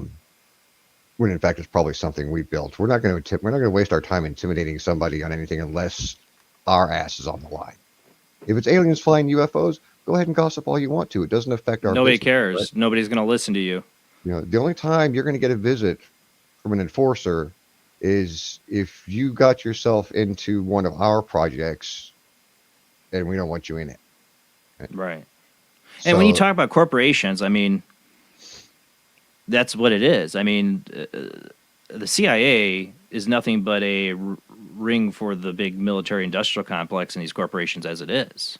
They get them the wars to build the planes, to build the tanks, or they leave $800 million worth of equipment behind in Afghanistan, so they have to get new contracts to build more. So they're already been working, and they're already captured by these corporations, but it's all the black budget secret stuff that these corporations are totally keeping within them, that the Congressional View or Freedom of Information Acts will never be able to touch. Yeah. And really, largely, the CIA was assembled as an organization to incorporate all the elements of Nazi Germany that we really liked, right? I mean, yeah, Project Paperclip, a lot of those people involved in our secret projects were Nazis. Yeah, and everybody that was brought over under those programs, including Werner von Braun, who became the father of NASA, right? All of those projects and people were still under the domain of the CIA and their agents, right? Because you got to remember, anything domestic connected to the CIA, there's an agent involved. Yeah. So that's really where you got to look at who the agents are. But that was to keep all the elements of, Nazi Germany was a well-oiled machine, right? You got the psycho element that was going off into the political side is what collapsed the Third Reich. But, logistically, industrially. Oh, they had some of the top scientists in the world. Oh, yeah. I mean, they really had their act together. And it was something we were envious of, so we incorporated that, and that was the foundations of the CIA. Yeah. So just think of everything evolving off of that is what we're into domestically. All right, we can't run these research programs over in Yemen or other countries, right? Because we run the risk of losing, control. Right? It's a government coup, something happens, right? We'll lose those labs, we'll lose those. Or like the labs in Ukraine. Yeah. Yeah, exactly. Biological labs in Ukraine. Yeah. So the amount of super dirty crap that's going on, most of it's happening right here domestically. It's pretty easy to find once you start knowing where the right threads to pull on. You can really start unraveling that. Adrian actually has a really good question, and we're getting close to the end of the show. And I think this is a good one, getting close to the end, to ask you. She goes, May I ask, Robert, if he has a current agenda he is promoting on his own? In other words, what does he live for, first and foremost? Honestly, when I came forward at the end of last year, when I called up Connie and went on her show, I was expecting to be dead within weeks or months. Yeah, I remember The that. fact that I'm still here is You had a heart very. condition or something, right? Or something like that? Oh yeah, I mean it could have been fatal at any moment. Yeah. I had near 3 centimeter aneurysm on my abdominal aorta. That thing pops, that's it, gone. So really, I didn't expect to even still be here. So my current day-to-day existence is kind of a loose end, right? I hadn't So planned. is that for what it. made you decide to come out? Yeah, because I wanted to at least get as much of the story out as I could before I died. And frankly, when I saw, when I lived to see New Year's Eve, I was surprised. Right? Since then, I've had, had the surgery. I'm going to make it, but Are you worried about any, danger to yourself for coming out with this information? no. That's so much of that is a myth. Like Right. I mean, they don't have to worry. You can come on a show, talk about this, but you have my audience here, but I'm not a big show. You could gone on Art Bell and talked about it, and they still wouldn't have cared, right? Because who's gonna, it was Art Bell. Everybody says he's a crazy conspiracy show. I could shout it from the White House lawn. I mean, the reality is one, it's too late. The end game plans are already in motion. There's nothing I can do to change that. Yeah. Two, it's not their style. Right? The elites don't have people killed.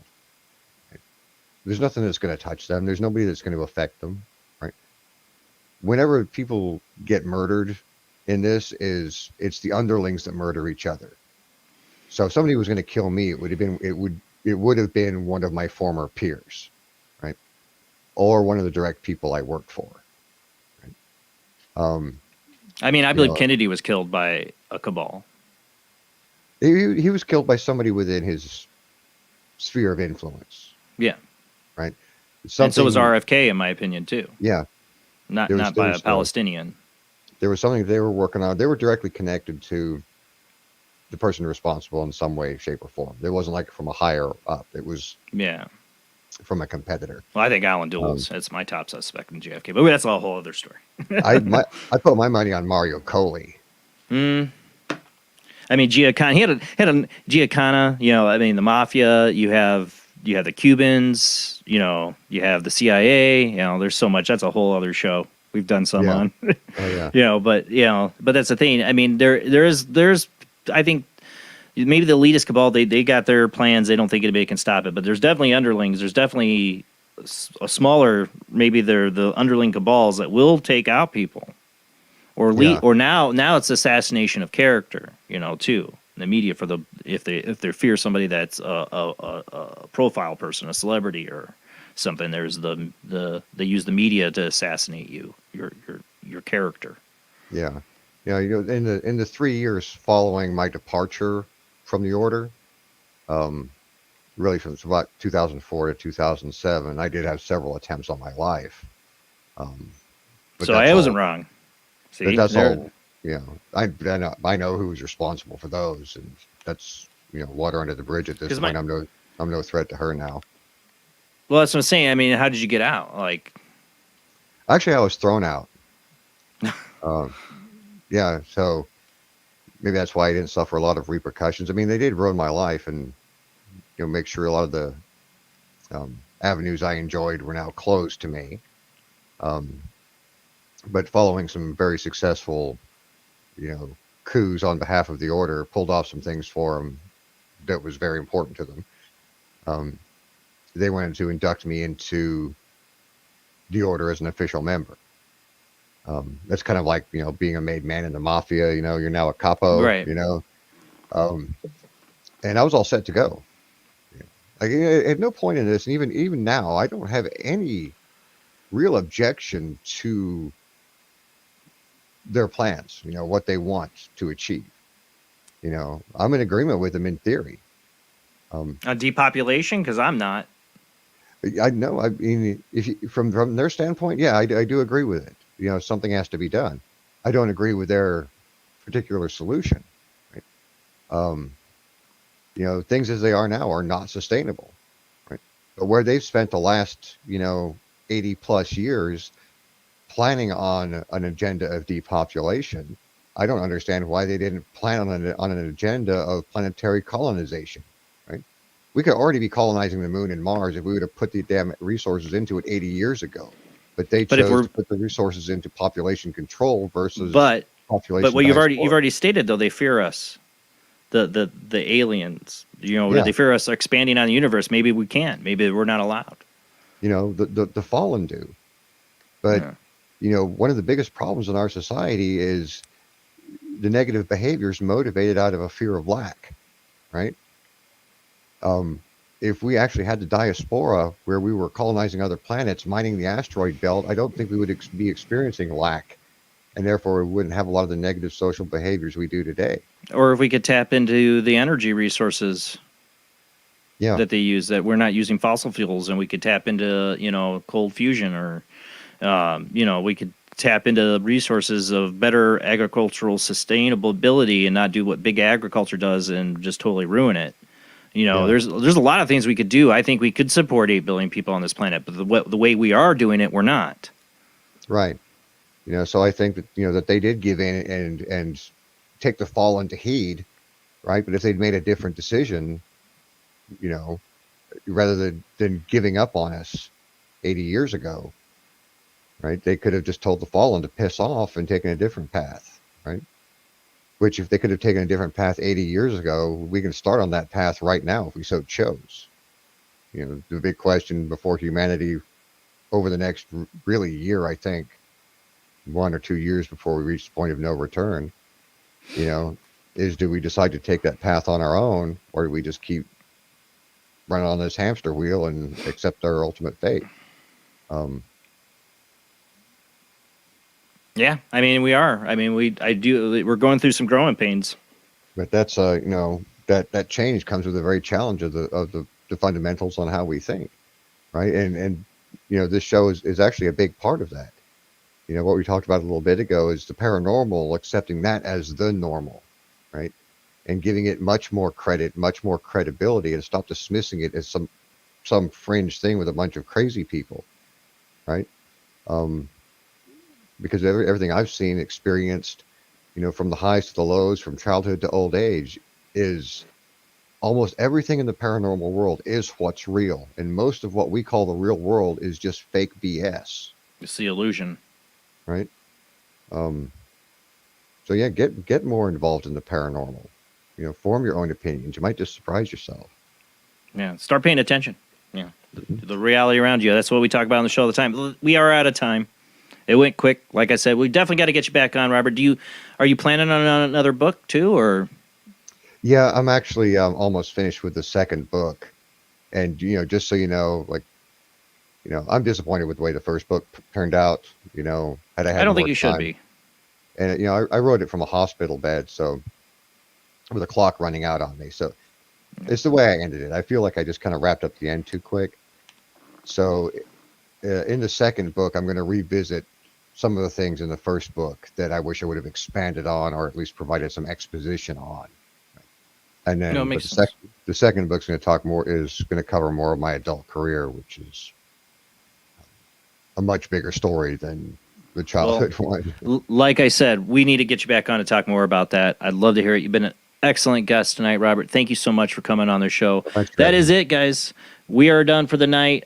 We will be back next Sunday, same bad time, same bad channel, with Lorraine McAdams. She wrote the book Phantom in the Night, or ETs, My Lifelong Experience of Contact with the Paranormal.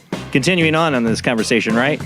And we'll definitely get you back on again when that new book comes out. Robert, let me know. I want to get you scheduled on the show to come on and talk more. Like I said, I could talk to you all night about this stuff. It could go on forever.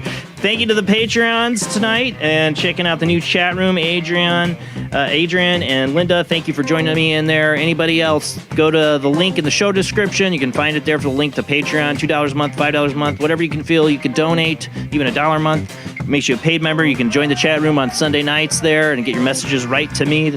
And thank you to everybody who does share out the show. Keep telling your friends about Paranormal Soup, where the paranormal happens live every Sunday night.